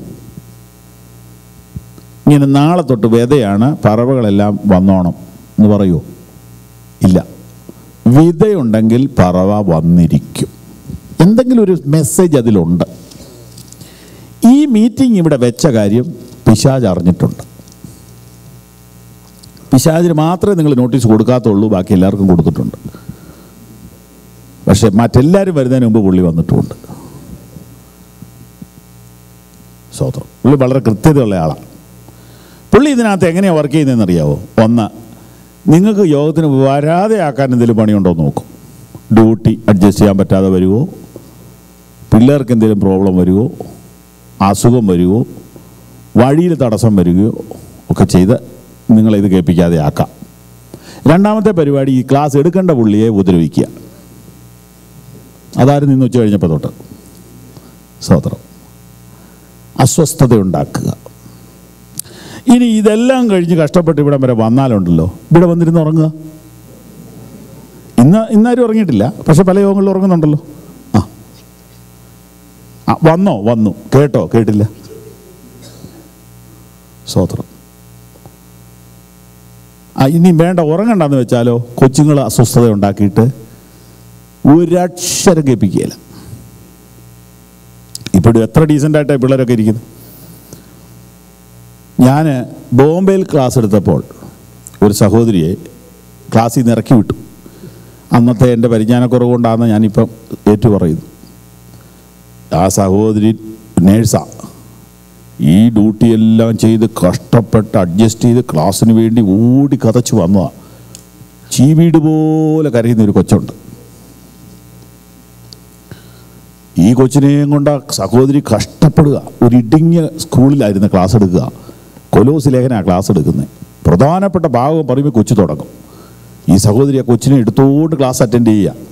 കുറേ നേരമായപ്പോൾ ഈ മനുഷ്യരെല്ലാം അങ്ങോട്ട് നോക്കുക. ഞാൻ പറഞ്ഞു, സിസ്റ്റർ, നിങ്ങൾ ദയവ് ചെയ്ത് പുറത്തേക്ക് ഇറങ്ങുക കൊച്ചിനെയും കൊണ്ട്, എന്നാൽ ബാക്കിയുള്ളവർക്കെങ്കിലും ക്ലാസ് കേൾക്കാമല്ലോ. സഹോദരി അനുസരിച്ച് കേട്ടോ. ക്ലാസ് ശാന്തമായി എല്ലാവരും അറ്റൻഡ് ചെയ്തു. ഒരാഴ്ച ക്ലാസ് കഴിഞ്ഞ് ഞാൻ വീട്ടിൽ പോയി. ആ കഥയൊക്കെ അങ്ങ് മറന്നുപോയി. ഒരു 5-6 കൊല്ലം കഴിഞ്ഞ് ഞാൻ കുവൈറ്റിൽ പ്രസംഗിക്കുമ്പോൾ ഈ സഹോദരി അവിടെ എത്തിയിട്ടുണ്ട്. യോഗം കഴിഞ്ഞ് പലർക്ക് വേണ്ടിയൊക്കെ പ്രാർത്ഥിച്ചു നിൽക്കുമ്പോൾ ഈ സഹോദരി വന്ന് ചോദിച്ചു, എന്നെ ഓർക്കുന്നുണ്ടോ? ഞാൻ പറഞ്ഞില്ല, എന്നെ പണ്ട് ക്ലാസ്സിൽ നിന്ന് ഇറക്കി വിട്ടതാ, ഞാൻ മറക്കുകയല്ലെന്ന് പറഞ്ഞു.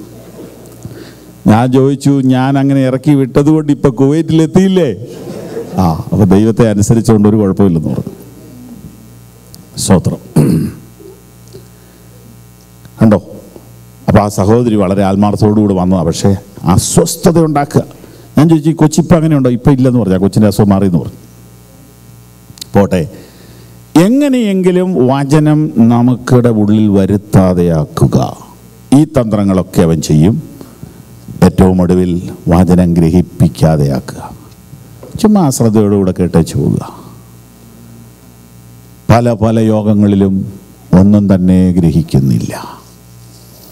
അതിൻ്റെ മുഴുവൻ കുറ്റവും ജനങ്ങളെ പറയരുത് എന്ന് ദൈവം എന്നോട് പറഞ്ഞു. കർത്താവ് എന്നോട് പറഞ്ഞു, ഗ്രഹിക്കാവുന്നത് പോലെ നീ പറയണം, അല്ലാതെ ജനത്തെ കുറ്റം പറയരുത്. ഗ്രഹിക്കാവുന്നത് പോലെ പറയണം. സ്തോത്രം. അങ്ങനെ ദൈവം എന്നെ ആ കാര്യത്തിൽ ശാസിച്ചപ്പോൾ ഞാൻ സ്പീഡ് കുറച്ച് പ്രസംഗിക്കാൻ തുടങ്ങി. പണ്ട് ഞാൻ ധരിച്ചു വെച്ചിരിക്കുന്നത് ശ്വാസം വിടാതെ 100 മൈൽ സ്പീഡിൽ പോകുന്നതാണ് നല്ല പ്രസംഗമെന്നാണ് ഞാൻ ധരിച്ചു വെച്ചിരുന്നത്. ആ പ്രസംഗം നല്ല ഉണർവ് പോലെ തോന്നുമെങ്കിലും ആർക്കും ഒന്നും മനസ്സിലാകുകയില്ല. അതേ പ്രസംഗം തന്നെ എനിക്ക് പിറ്റേ ദിവസവും ചെയ്യാം, ആർക്കും പിടികിട്ടുകയില്ല. സ്തോത്രം. എന്നാൽ ഈ സാധനം നാളെ പറയാൻ പറ്റുകയില്ല. അതുകൊണ്ട് ഗ്രഹിക്കുവാൻ രണ്ട് ഗ്രൂപ്പും ഉത്സാഹിക്കേണ്ടതാണ്. സ്തോത്രം. ഗ്രഹിക്കാതിരുന്നാൽ പിശാച് എടുത്തുകൊണ്ട് പോകും. അപ്പം സാത്താന് അങ്ങനെ നമ്മളിൽ പ്രവർത്തിക്കാൻ പറ്റുമോ? അതിന് വേദപുസ്തകത്തിൽ വളരെ കൃത്യമായ പഠനമുണ്ട്. പിശാച് അങ്ങനെ കയറി എടുക്കത്തില്ല, പക്ഷെ ഗ്രഹിക്കാതിരുന്നത് എടുത്തുകൊണ്ട് പോയി. അപ്പം നമ്മുടെ ഭാഗത്തെ ഒരു അശ്രദ്ധയാണ് അവന് പ്രവർത്തിക്കാനുള്ള ഇടം കിട്ടിയത്. അപ്പോൾ എഫേസ്യ ലേഖനത്തിലെ വാക്യം ഓർമ്മ വരിക, പിശാചിന് ഇടം കൊടുക്കരുത്. അങ്ങനൊരു വാക്കിയില്ലേ? ഉണ്ട്. പിശാചിന് ഇടം കൊടുക്കരുത്. ഇടം കൊടുത്താലോ ആ ഇടം അവൻ ഉപയോഗിക്കും. പിന്നെ ഇറങ്ങിപ്പോകാൻ എളുപ്പമല്ല. പിശാചിന് ഇടം കൊടുക്കരുത്. നമ്മുടെ അശ്രദ്ധ അവന് ഇടം കൊടുക്കലാണ്. നമ്മുടെ പ്രാർത്ഥനാക്കുറവ് അവന് ഇടം കൊടുക്കലാണ്. നമ്മുടെ അനാവശ്യ സംഭാഷണങ്ങൾ അവന് ഇടം കൊടുക്കലാണ്. നമ്മുടെ അവിശ്വാസത്തിൻ്റെ വാക്കുകൾ അവന് ഇടം കൊടുക്കലാണ്. നമ്മൾ തെറ്റായ കാര്യങ്ങളിൽ ഇടപെടുമ്പോൾ അവൻ ഇടം കൊടുക്കുകയാണ്. പിശാചിന് ഇടം കൊടുക്കരുത്. അപ്പോൾ പിശാച് നമ്മിൽ പ്രവർത്തിക്കുന്നത് എപ്പോൾ, എങ്ങനെ?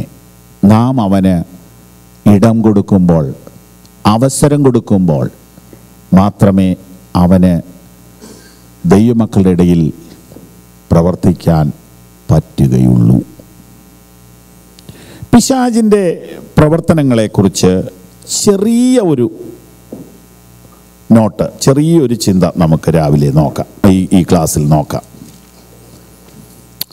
2 കൊരിന്ത്യർ 2-ാം അധ്യായം 11-ാം വാക്യം.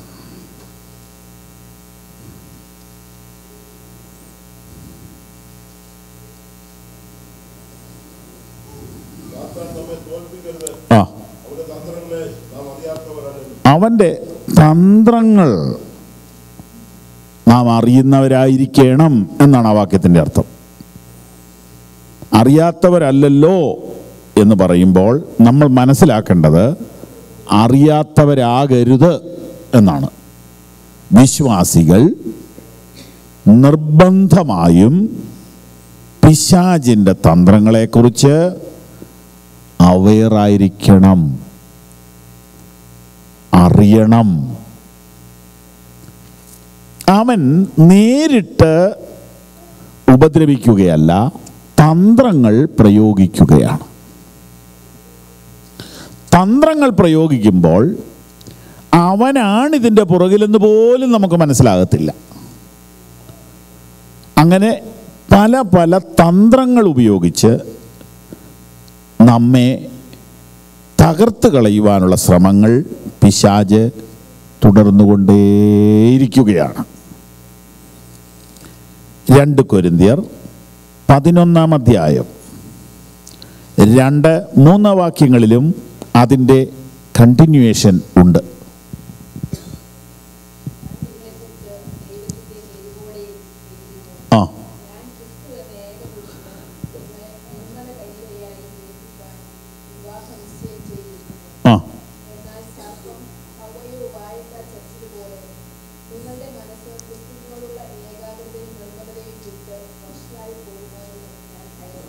നോക്കൂ, പിശാച് നമ്മിൽ ചെയ്യാൻ പോകുന്ന ഏറ്റവും വലിയ തന്ത്രം നമ്മുടെ ഏകാഗ്രത കളയുക എന്നുള്ളതാണ്. നിങ്ങളുടെ മനസ്സ് ക്രിസ്തുവിനോടുള്ള ഏകാഗ്രതയും നിർമ്മലതയും വിട്ട് വഷളായി പോകുമോ എന്ന് ഞാൻ ഭയപ്പെടുന്നു. ഏകാഗ്രത വിട്ടാൽ നിർമ്മലത വിടും, നിർമ്മലത വിട്ടാൽ വഷളായി പോവും. ഇതാണിതിൻ്റെ ക്രമം. അപ്പം ഏകാഗ്രതയാണ് ഏറ്റവും പ്രധാനം. ക്രിസ്തുവിനോടുള്ള ഏകാഗ്രത എന്ന് പറഞ്ഞാൽ എന്താണ്? ആ മനസ്സിൽ കർത്താവിനോടുള്ള ആ നിരന്തരമായ ബന്ധമാണ് പ്രധാനം. അതിനെ മാറ്റിക്കളയുവാനാണ് പിശാച് പരിശ്രമിക്കുന്നത്. ഏകാഗ്രത പോയി, കുറച്ച് കഴിയുമ്പോൾ നിർമ്മലത പോയി, കുറച്ച് കഴിയുമ്പോൾ വഷളായിപ്പോയി. അങ്ങനെ വരുമോ എന്ന് ഞാൻ ഭയപ്പെടുന്നു എന്നാണ് അപ്പോസ്തലൻ പറയുന്നത്. കണ്ടോ സാത്താൻ്റെ തന്ത്രങ്ങൾ. ഞാൻ ഈ കഴിഞ്ഞ മാസം പെരുമ്പാവൂരിനടുത്ത് ഒരു മീറ്റിങ്ങിന് പോയപ്പോൾ ഒരു ചെറുപ്പക്കാരൻ തൻ്റെ അനുഭവം എന്നോട് പറഞ്ഞു. അദ്ദേഹം പറഞ്ഞു, ഒരു 30 വയസ്സിനുള്ളിൽ വളരെ അധികം ബിസിനസ് രംഗത്ത് ഉയർന്ന ഒരു ചെറുപ്പക്കാരൻ, കേരളത്തിൽ വളരെ നല്ല നിലയിൽ സാമ്പത്തിക ഭദ്രത ചെറുപ്രായത്തിലെ സമ്പാദിച്ച ഒരു ചെറുപ്പക്കാരൻ. അതിനിടയിൽ അവൻ വിശ്വാസത്തിലൊക്കെ വന്നു, ദൈവവചനമൊക്കെ പഠിക്കുന്നു, ഇടയ്ക്കിടയ്ക്ക് സുവിശേഷങ്ങൾ നടത്തും, സ്വന്തം ചെലവിൽ ഇങ്ങനെയൊക്കെ ചെയ്യുന്നുണ്ട്. എന്നാൽ ബിസിനസ്സിലെ തിരക്കങ്ങ് വർദ്ധിച്ചു. ഒരു ദിവസം അവൻ്റെ ഭാര്യ അവനോട് ചോദിക്കുക, എന്തിനാ ഈ ജീവിതം? ഉടനെ പുള്ളി പറഞ്ഞു, എന്നാ കുഴപ്പമെന്നാ, മറ്റു പലർക്കും ഇല്ലാത്ത എന്തെല്ലാം സൗകര്യങ്ങൾ നമുക്കുണ്ട്, എത്ര വണ്ടി നമുക്കുണ്ടോ നീ നോക്ക്. നീ എന്നോട് നേരത്തെ ഇവിടെ കിടന്ന് വഴക്കുണ്ടാക്കി സന്ധ്യ ആകുമ്പോൾ വീട്ടിൽ വരണമെന്ന് പറഞ്ഞു. ഓക്കെ, ഞാൻ ബിസിനസ് എല്ലാം കട്ട് ഷോട്ട് ചെയ്ത് ഞാൻ കറക്റ്റ് 8 മണി 9 മണിക്കുള്ളിൽ ഞാൻ വീട്ടിൽ വരുന്നുണ്ട്. നിങ്ങൾ വീട്ടിൽ വന്ന ഇടത്തെ കയ്യിൽ ഒരു ഫോണും വലത്തെ കൈ മറ്റേ ഫോണും. നിങ്ങൾ വീട്ടിൽ വന്നോണ്ട് എന്നാ പ്രയോജനം? നിങ്ങൾ വീട്ടിൽ വരുന്നത് വരാതെ ഒരുപോലെയാ. നിങ്ങളിങ്ങനെ ഇവിടെ വന്നൊന്ന് അതിനെനിക്കിവിടെ ഫോട്ടോ കണ്ടാ പോരെ?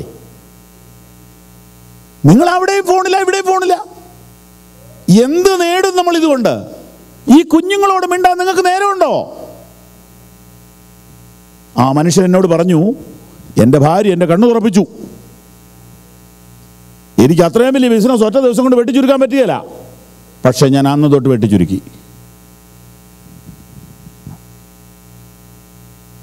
എന്താ അവൻ ചെയ്തത്? അവൻ കള്ളു പിടിച്ചില്ല, അവനൊരു കുഴപ്പവും ചെയ്തില്ല. ഏകാഗ്രത പോയതേ ഉള്ളൂ. ഏകാഗ്രത പോയതേ ഉള്ളൂ. പിന്നെ എന്നാ ചെയ്യും? അതിൽ നിന്നൊക്കെ കിട്ടുന്ന കാശ് കൊടുത്ത് വല്ലപ്പോഴും ഒരു യോഗം കൂടിയൊക്കെ നടത്തിയേക്കാം. അത് ഈ വഴിപാട് പോലെയാ. ദൈവത്തിന് നിന്റെ കാശല്ല വേണ്ടത്, നിന്നെയാ വേണ്ടത്. സ്തോത്രം, സ്തോത്രം. ഏകാഗ്രത നഷ്ടപ്പെടുത്തുന്നതാണ് സാത്താൻ്റെ ഏറ്റവും വലിയ തന്ത്രം. ഏത് രാജ്യത്ത് താമസിച്ചാലും ഈ തന്ത്രം സൂക്ഷിച്ചോണം. നിങ്ങൾ ഭയങ്കര ബിസി ആണെങ്കിൽ സൂക്ഷിക്കണം. ദൈവത്തെക്കാൾ ബിസി ആകരുത്. കർത്താവേ, നീ സകലവും അറിയുന്നു, എനിക്ക് ഒട്ടും സമയമില്ല എന്ന് കർത്താവിനോട് മാത്രം പറയരുത്. വേറെ ആരോട് വേണമെങ്കിലും പറഞ്ഞോണം. അങ്ങനെ നമ്മൾ ഓവറായിട്ട് ബിസി ആയി കഴിയുമ്പോൾ ദൈവത്തിന് നമ്മളോട് സംസാരിക്കാനൊന്നും പറ്റാതെ വരും. നമുക്ക് ദൈവത്തിൻ്റെ സാന്നിധ്യം അറിയാൻ പറ്റാതെ വരും. ദൈവത്തിൻ്റെ വചനം നമുക്ക് ഗ്രഹിക്കാൻ പറ്റാതെയാവും. പിന്നെ ഒരു ചടങ്ങ് പോലെ പള്ളിയിൽ പോയിട്ട് അങ്ങ് പോവും. എല്ലാം ഒരു ചടങ്ങ് പോലെ ഇങ്ങനെ പൊയ്ക്കൊണ്ടിരിക്കും. അങ്ങനെ പോകുന്നതിനിടയിൽ കർത്താവിൻ്റെ കാഹളം ധ്വനിക്കും, നമ്മൾ അറിയുകയുമില്ല. സ്തോത്രം. പിശാചിൻ്റെ തന്ത്രങ്ങളെക്കുറിച്ച് പത്രോസ് ശ്ലീഹ പറയുന്നത് ഞാൻ നിങ്ങളെ കാണിക്കാം. 1 പത്രോസ് 5-ാം അധ്യായം 8-ാം വാക്യം.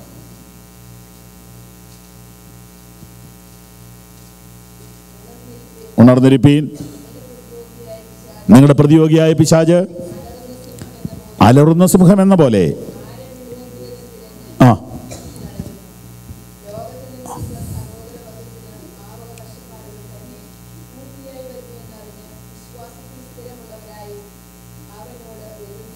പ്രിയപ്പെട്ടവരെ, ആ വാക്യം ഒന്ന് മനസ്സിലാക്കാൻ നമുക്ക് ശ്രമിക്കാം. നമുക്കറിയാവുന്ന വാക്യമാണെങ്കിൽ ഒന്നുകൂടെ ഒന്ന് മനസ്സിലാക്കാം.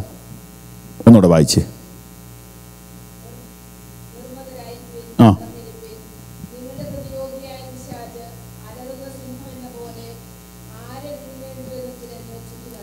പിശാച് 24 മണിക്കൂറും വിശുദ്ധന്മാരെ തകർത്ത് കളയാൻ ശ്രമിക്കുന്നു എന്ന് ആ വാക്യത്തിൽ നിന്ന് അർത്ഥം എടുക്കാമല്ലോ. ഇനി അതിന് വ്യാഖ്യാനമൊന്നും വേണ്ടല്ലോ. അങ്ങനെ ഒരു ടാർഗറ്റ്, അങ്ങനെ ഒരു പ്രോഗ്രാം ഉണ്ടെന്നുള്ള കാര്യം നമ്മൾ അറിഞ്ഞിരിക്കണം. പിശാചിനെ നമുക്ക് കാണത്തില്ല, പക്ഷെ പിശാചിന് ഒറ്റ ലക്ഷ്യമേ ഉള്ളൂ: വിശുദ്ധന്മാരെ ഇല്ലായ്മ ചെയ്യുക. എങ്ങനെയൊക്കെ വേണമെങ്കിലും. ഈ കുടുംബത്തകർച്ച എന്ന് പറയുന്നത് പിശാചിൻ്റെ ഒരു വലിയ പ്രോഗ്രാമാണ്. പിശാചിൻ്റെ ഒരു വലിയ പ്രോഗ്രാമാണ്. കുടുംബങ്ങളെ തകർത്ത് കളയുക, അവരെ ബിസിയാക്കുക. സാത്താൻ്റെ വലിയ തന്ത്രങ്ങളിൽപ്പെട്ടതാണത്. ആരെ വിഴുങ്ങേണ്ടു എന്ന് പറഞ്ഞാൽ ഇങ്ങനെ അങ്ങ് വിഴുങ്ങുകയല്ല. വിഴുങ്ങുക എന്ന് പറഞ്ഞാൽ ഇത് തന്നെ ഇപ്പോൾ നടന്നുകൊണ്ടിരിക്കുന്ന കാര്യങ്ങളാണ്. സ്തോത്രം. നാട്ടില് പാമ്പ് തവളെ വിഴുങ്ങും. പാമ്പിന് വായിലിരുന്നുകൊണ്ട് തവള ഇങ്ങനെ ഏണ്ടൊക്കെ പറയുന്നുണ്ട്. പക്ഷെ ഇരിക്കുന്നത് എവിടെയാ? പാമ്പിന് വായില. ഇതുപോലെ പല പല കുടുംബങ്ങളും വായില. രക്തത്താൽ ജയം ഇടയ്ക്ക് പറയുന്നുണ്ട്.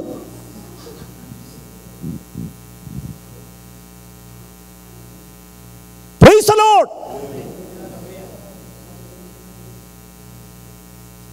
വിഴുങ്ങിക്കഴിഞ്ഞിരിക്കുക. പല കുടുംബങ്ങളെയും തലമുറകളെയും വിഴുങ്ങി കളഞ്ഞിരിക്കുക. നമ്മൾ ഉണർന്ന് പ്രാർത്ഥിക്കേണ്ട സമയമാണിത്. നമ്മൾ വാവിട്ട് കരയേണ്ട സമയമാണിത്. വിഴുങ്ങിക്കളഞ്ഞിരിക്കുക.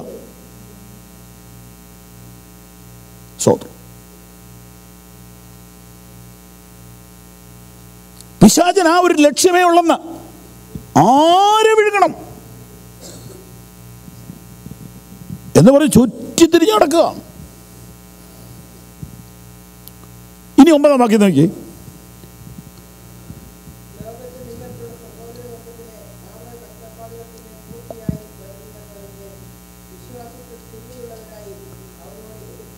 കേട്ടോ, ലോകത്തിൽ നിങ്ങൾക്കുള്ള സഹോദരവർഗത്തിന് ആ വക കഷ്ടപ്പാടുകൾ. വക കഷ്ടപ്പാടുകൾ? പിശാചിനാൽ ഉണ്ടാകുന്ന കഷ്ടപ്പാടുകൾ.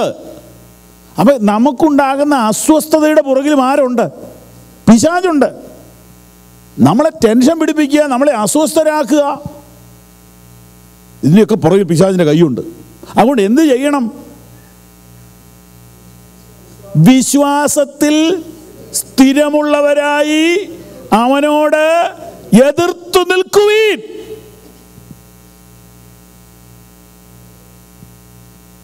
വിശ്വാസത്തിൽ സ്ഥിരമുള്ളവരായി അവനോട് എതിർത്തു നിൽക്കുവീൻ. എതിർത്തു നിന്നാൽ എന്ത് സംഭവിക്കും? യാക്കോബിന്റെ ലേഖനം 4-ാം അധ്യായം 7-ാം വാക്യം.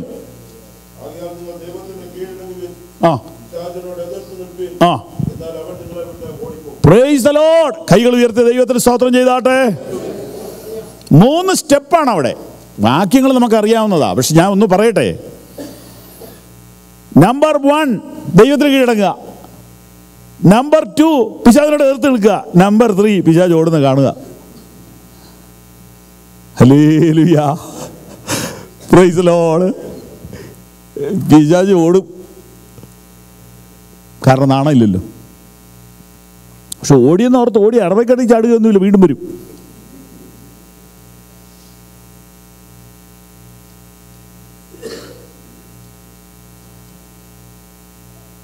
ആരുടെ മുമ്പിൽ അവൻ ഓടും? എതിർത്ത് നിൽക്കുന്നവന്റെ മുമ്പിൽ ഓടും. ആർക്ക് എതിർത്ത് നിൽക്കാൻ പറ്റും? ദൈവത്തിന് കീഴടങ്ങിയവർക്ക് മാത്രം. വളരെ മനോഹരമായ വചനമാണത്. ദൈവത്തിന് കീഴടങ്ങാതെ പിശാചിനോട് എതിർക്കരുത്. എതിർത്താൽ വിവരറി. ദൈവത്തിന് കീഴടങ്ങിയാൽ പിശാചിന് കീഴടങ്ങേണ്ടി വരില്ല. ദൈവത്തിന് മഹത്വം കൊടുത്താട്ടെ. ഹല്ലേലൂയ. ദൈവത്തിന് കീഴടങ്ങുക. ദൈവത്തിന് കീഴടങ്ങുക. സറണ്ടർ, സമർപ്പണം ദൈവത്തിൻ്റെ സന്നിധിയിൽ. അത് പൂർണ്ണമായും വിട്ടുകൊടുത്ത് കഴിയുമ്പോൾ പിശാചിനോട് എതിർക്കാനുള്ള കോൺഫിഡൻസ് ഉണ്ടാകും.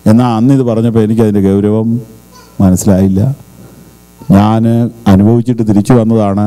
നിങ്ങൾക്ക് ആ ഗതി വരാതിരിക്കാൻ വേണ്ടി ഞാൻ പറയുകയാണ്, നിങ്ങൾ ഉണർന്നിരിക്കണം, നിങ്ങൾ ഉണർന്നിരിക്കണം, നിങ്ങൾ ഉണർന്നിരിക്കണം എന്ന് പറഞ്ഞ് പത്രോസ് ഇവരെ പ്രബോധിപ്പിക്കുകയാണ്. സ്തോത്രം. അങ്ങനെ സാത്താന്യ തന്ത്രങ്ങളെ കുറിച്ച് ഒരു ഉൾബോധമുള്ളവരായി അതിനോട് എതിർത്ത് നിൽക്കുവാൻ വിശ്വാസികൾ കരുത്ത് നേടണം. ഇല്ല എങ്കിൽ വിഴുങ്ങാൻ വേണ്ടി നടക്കുന്നവൻ വിഴുങ്ങുക തന്നെ ചെയ്യും. പലവിധത്തിലും ദൈവമക്കളെയും അവരുടെ കുടുംബങ്ങളെയും തകർക്കുന്ന സാത്താന്യ തന്ത്രങ്ങൾ നമ്മുടെ ഇടയിൽ വ്യാപരിച്ചു കൊണ്ടിരിക്കുന്നു. നമുക്കിന്ന് രാത്രി അതിനെതിരെ ശക്തിയോടെ പ്രാർത്ഥിക്കാം. ഒരു നിമിഷം കണ്ണുകൾ അടച്ചാട്ട്. സാത്താന്യമായ തന്ത്രങ്ങളെ തിരിച്ചറിയുവാൻ ദൈവം നമ്മുടെ കണ്ണ് തുറക്കട്ടെ. Hallelujah, hallelujah, hallelujah, hallelujah, hallelujah, hallelujah, hallelujah. നമ്മളെയും നമ്മുടെ തലമുറകളെയും വിഴുങ്ങിക്കളയുവാൻ ശ്രമിക്കുന്ന സാത്താന്യ തന്ത്രങ്ങളെ, ശക്തികളെ വിവേചിച്ചറിഞ്ഞ് അതിനെതിരെ സ്ഥിരതയോടെ നിന്ന് എതിർത്ത് അതിനെ തോൽപ്പിച്ച് അവൻ ഓടുന്ന കാഴ്ച ഈ ദിനങ്ങളിൽ നമുക്ക് കാണണം. ഞാൻ വിട്ടുകൊടുക്കയില്ലെന്ന് പറ. എൻ്റെ മക്കളെ, എൻ്റെ ബന്ധുക്കളെ, എൻ്റെ സഭയെ, എൻ്റെ പ്രിയപ്പെട്ടവരെ പിശാച് വിഴുങ്ങാൻ ഞാൻ വിട്ടുകൊടുക്കയില്ല എന്ന് പറഞ്ഞ് പിടിച്ചു വെച്ച് പ്രാർത്ഥിച്ച് സാത്താനവനെ ഇട്ടിട്ട് ഓടുന്നത് ഈ ദിവസങ്ങളിൽ കണ്ണുകൊണ്ട് കാണണം. ആത്മകണ്ണുകൊണ്ട് കാണണം, ആത്മകണ്ണുകൊണ്ട് കാണണം. ഈ ദേശത്ത് വ്യാപരിക്കുന്ന വാഴ്ചകളെ, അധികാരങ്ങളുടെ മേൽ ജയമെടുക്കുന്ന ദിനങ്ങളായി തീരണം. ദൈവജനം ജാഗ്രതയോടുകൂടെ പ്രാർത്ഥിക്കണം. ആത്മാവിൽ ഉണർവുള്ളവരായി പ്രാർത്ഥിക്കണം. പ്രിയ കർത്താവേ, ഞങ്ങൾ ഇന്ന് ഈ വചനത്തിൻ്റെ മുൻപിൽ ഞങ്ങളെ സമർപ്പിക്കുന്നു. ഞങ്ങൾക്ക് വേണ്ടത്ര ഗ്രാഹ്യമില്ല സാത്താൻ എങ്ങനെയുള്ളവനാണെന്നും എന്തൊക്കെ ചെയ്യുമെന്നും അറിഞ്ഞുകൂടാ. എന്നാൽ വചനത്തിലൂടെ ഞങ്ങൾ കണ്ടു അവൻ തന്ത്രശാലിയാണ്. അവൻ ആരെ വിഴുങ്ങേണ്ടുവെന്ന് തിരിഞ്ഞു ചുറ്റി നടക്കുകയാണ്. എന്നാൽ ഞങ്ങൾ വിശ്വാസത്തിൽ സ്ഥിരതയുള്ളവരായി യേശുവിൻ്റെ നാമത്തിൽ അവനോട് എതിർത്ത് നിന്നാൽ അവൻ ഓടുമെന്ന് ഞങ്ങൾ മനസ്സിലാക്കിക്കൊണ്ട് ഇന്ന് രാത്രി യേശുവിൻ്റെ നാമത്തിൽ സാത്താനോട് ഞങ്ങൾ എതിർത്ത് നിൽക്കുന്നു. യേശുവിൻ്റെ നാമത്തിൽ സാത്താനോട് ഞങ്ങൾ എതിർത്ത് നിൽക്കുന്നു. ദുഷ്ടപിശാചേ, ഈ കുടുംബങ്ങളുടെ മേൽ, ഈ സഭയുടെ മേൽ, ഇവിടെ നിൽക്കുന്ന ഓരോരുത്തരുടെ മേലുള്ളതിൻ്റെ പോരുകളെ അവസാനിപ്പിച്ച് മാറിപ്പോകുവാൻ യേശുവിൻ്റെ നാമത്തിൽ കൽപ്പിക്കുന്നു. യേശുവിൻ നാമത്തിൽ തന്നെ കൈകൾ ഉയർത്തി ദൈവത്തിന് സ്തോത്രം ചെയ്യാം. മത്തായി സുവിശേഷം 13-ാം അധ്യായത്തിൽ നമുക്ക് ചില മിനിറ്റുകളും കൂടെ നിൽക്കാൻ സമയമുണ്ടെന്ന് എനിക്ക് തോന്നുന്നു. അടുത്ത ഭാഗത്തേക്ക് പോകാം. വചനം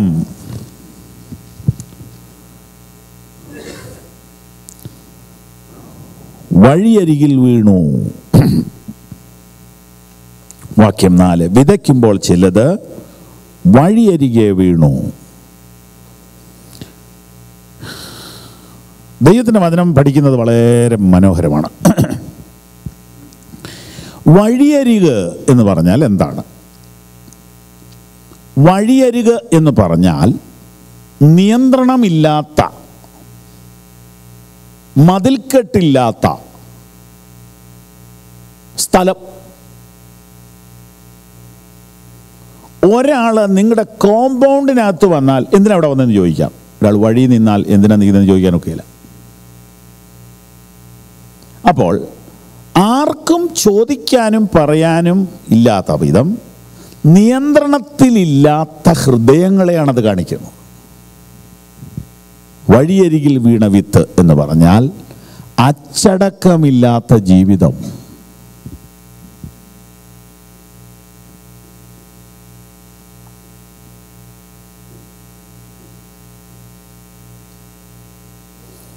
വഴിയരിക്, പാടത്ത് വിതച്ച വിത്ത് വഴിയരികിൽ വീണു എന്ന് പറയുമ്പോൾ അത് കോൺക്രീറ്റ് റോഡല്ല, പാടത്ത് തന്നെയുള്ള ചെറിയ വഴിയാണ്. ആ വഴി പ്ലാൻഡ് റോഡൊന്നും അല്ല. നടന്നു പതിഞ്ഞ റോഡാണ്. അത് രണ്ടാമത്തെ സന്ദേശം, രണ്ടാമത്തെ ആശയം. ഒന്ന്, നിയന്ത്രണമില്ലാത്ത മനസ്സ്. രണ്ട്, പരിചയങ്ങൾ. നടന്നു പതിഞ്ഞ റോഡാണത്. പരിചയങ്ങൾ, പാരമ്പര്യങ്ങൾ, അനുഭവങ്ങൾ, അവിടെ വചനം മുളയ്ക്കത്തില്ല. വിശദീകരിക്കാം. നമ്മൾ മനസ്സിലാക്കി വെച്ചിരിക്കുന്ന ചില സാധനങ്ങളുണ്ട്, മൈൻഡ് സെറ്റപ്പ് ഉണ്ട്. അതിൻ്റെ മുകളിലോട്ട് വചനത്തിൻ്റെ ചിന്ത വന്നാൽ തട്ടിക്കളയും.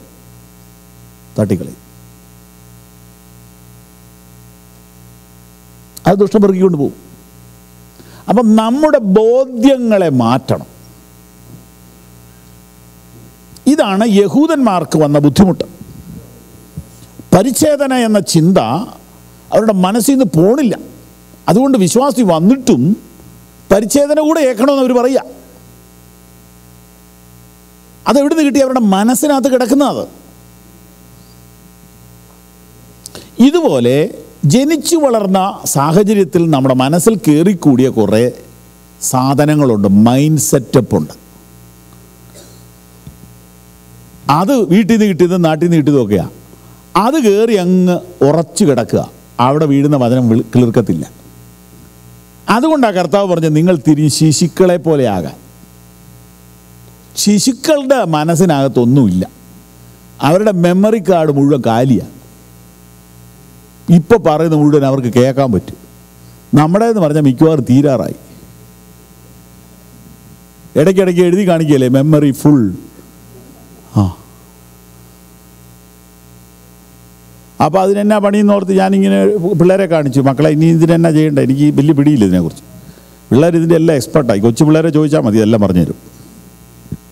അപ്പോൾ ചോദിച്ചപ്പോൾ പറഞ്ഞു, അത് ഡിലീറ്റ് ചെയ്യാം, പക്ഷേ അതിന് പണിയുണ്ടെന്ന് പറഞ്ഞു. എനിക്ക് അതിനെ പണി? അതിന് 2-3 ഓപ്ഷനാണെന്ന് പറഞ്ഞു. അപ്പോൾ ഞാൻ ചോദിച്ചു, ഇങ്ങോട്ട് വരാൻ നേരത്തെ ഇത്ര ഇല്ലായിരുന്നല്ലോ. അതങ്ങനെയാണെന്ന് പറഞ്ഞു. അപ്പോൾ അതും ഒരു പാഠമാണ്. ഇതിനകത്തോട്ട് വല്ലതും വന്ന് കയറി നമ്മളോട് ചോദിച്ചാൽ ഇനി പോന്നിരിക്കുക. പക്ഷെ പുറത്തേക്ക് ഇറക്കണമെങ്കിൽ ആർ യു ഷുവർ എന്നാ ചോദിക്കുക. ഡിലീറ്റ് ചെയ്യാൻ തീരുമാനിച്ചോ? ഇന്ന് രാത്രി അതാ ചോദ്യം, ആർ യു ഷുവർ? അപ്പോൾ അടുത്ത് ഷുവർ എന്ന് പറയുമ്പോൾ അടുത്ത് ചോദിക്കുക, പുതിയത് കളയണോ പഴയത് കളയണോ? കണ്ടോ അപ്പോഴും നമ്മുടെ ചോദ്യം, ഇത്രയൊന്നും ചോദിച്ചേച്ചല്ലല്ലോ ഇത് ഇങ്ങോട്ട് വന്നത്. അപ്പം ആ പുതിയത് കളയണോ പഴയത് കളയണോ ആലോചിച്ച് നോക്ക്. ഏതെങ്കിലും ഒന്ന് കളയാതെ സ്ഥലമില്ല. പഴയത് കളയുന്നില്ലെങ്കിൽ പുതിയത് ഓട്ടോമാറ്റിക്കായിട്ട് പുറത്ത് പോയിക്കോളൂ. സ്വത്രം. നമ്മുടെ മനസ്സിൽ പതിഞ്ഞു കിടക്കുന്ന ചിന്തകൾ, സങ്കല്പങ്ങൾ, ആശയങ്ങൾ, ധാരണകൾ, പാരമ്പര്യങ്ങൾ, അവയുടെ മുകളിലേക്ക് ദൈവരാജ്യത്തിൻ്റെ വിത്തുകൾ മുളയ്ക്കുകയില്ല.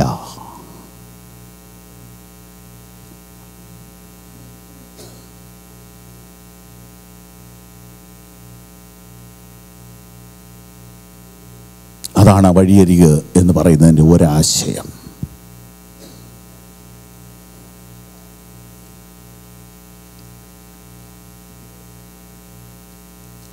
അതുകൊണ്ട് കർത്താവ് പറയുന്നു, നിങ്ങൾ തിരിഞ്ഞ് ശിശുക്കളെ പോലെയാകുക. കർത്താവ് ഒരു കുഞ്ഞിനെ എടുത്ത് നിർത്തി. കുഞ്ഞുങ്ങളാണ് രക്ഷിക്കപ്പെടാൻ സാധ്യത കൂടുതൽ. അതുകൊണ്ടാണ് കുട്ടികളുടെ ഇടയിലെ പ്രവർത്തനം മിഷണറിമാർ ആരംഭിച്ചത്. അവർക്കൊരു തീരുമാനമെടുക്കാൻ എളുപ്പമാണ്. പ്രായം കൂടുന്തോറും പുതിയൊരു തീരുമാനം എടുക്കാൻ പറ്റത്തില്ല. പഴയതെല്ലാം അതുപോലെ അകത്തിരിക്കുമ്പോൾ പെട്ടെന്നൊരു പുതിയൊരു കാര്യം സ്വീകരിച്ച് അതിലേക്ക് മനസ്സ് മാറ്റിയെടുക്കാൻ പാടാണ്. അല്ലെ ദൈവം വല്ല അത്ഭുതം ചെയ്യണം. നിങ്ങൾ തിരിഞ്ഞ് ശിശുവിനെ പോലെയാകുക.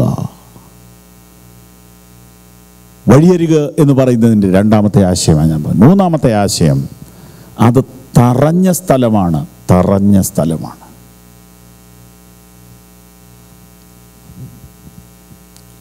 പ്രവചന ഭാഗത്ത് ഇങ്ങനെ എഴുതിയിരിക്കുന്നു, നിങ്ങളുടെ തരിശ് നിലങ്ങളെ ഉഴുവീൻ. ഒരു തകർച്ചയുണ്ടെങ്കിൽ വചനം വേഗം അകത്തേക്ക് ഇറങ്ങും, പിശാചെടുക്കത്തില്ല. ഈ തറഞ്ഞ സ്ഥലം പൊട്ടിക്കുമ്പോൾ ആയുധം പ്രയോഗിക്കണം. ഇച്ചിരി ബലത്തിൽ പിടിച്ചാലേ അത് പൊളിയത്തുള്ളൂ. ചില വേദനകളും ചില തകർച്ചകളും ജീവിതത്തിൽ വന്നപ്പോഴല്ലേ വചനം മുളച്ചത്. ഓർത്ത് നോക്കി, നമ്മൾ ആയുസ് ചിന്തിക്കാത്ത വഴിക്ക് വചനം കയറി വന്നത് എപ്പോഴാ? ജീവിതത്തിലൊരു പെയിൻ വന്നപ്പോഴല്ലേ. സ്തോത്രം. അല്ലെങ്കിൽ ഒരു പൊത്തുവരുത്ത വിശ്വാസിയായിട്ട് അങ്ങ് പോയേന്. ഇന്ന് രാത്രിയിലും പുതിയൊരു തകർച്ച ദൈവം തന്നാൽ, വചനത്തിൻ്റെ മുമ്പിൽ ഒരു തകർച്ച നമുക്കുണ്ടായാൽ, പുതിയൊരു വെളിപ്പാടിലേക്ക് അത് നമ്മെ നയിക്കും. സ്തോത്രം. വഴിയരികെ വീണ വിത്ത്, ഈ ചിന്തയാണ് ഇന്ന് നമ്മൾ ധ്യാനിച്ചത്. ഇവിടെ നമുക്ക് അവസാനിപ്പിക്കാം. കണ്ണുകൾ അടയ്ക്കാം, പ്രാർത്ഥിക്കാം.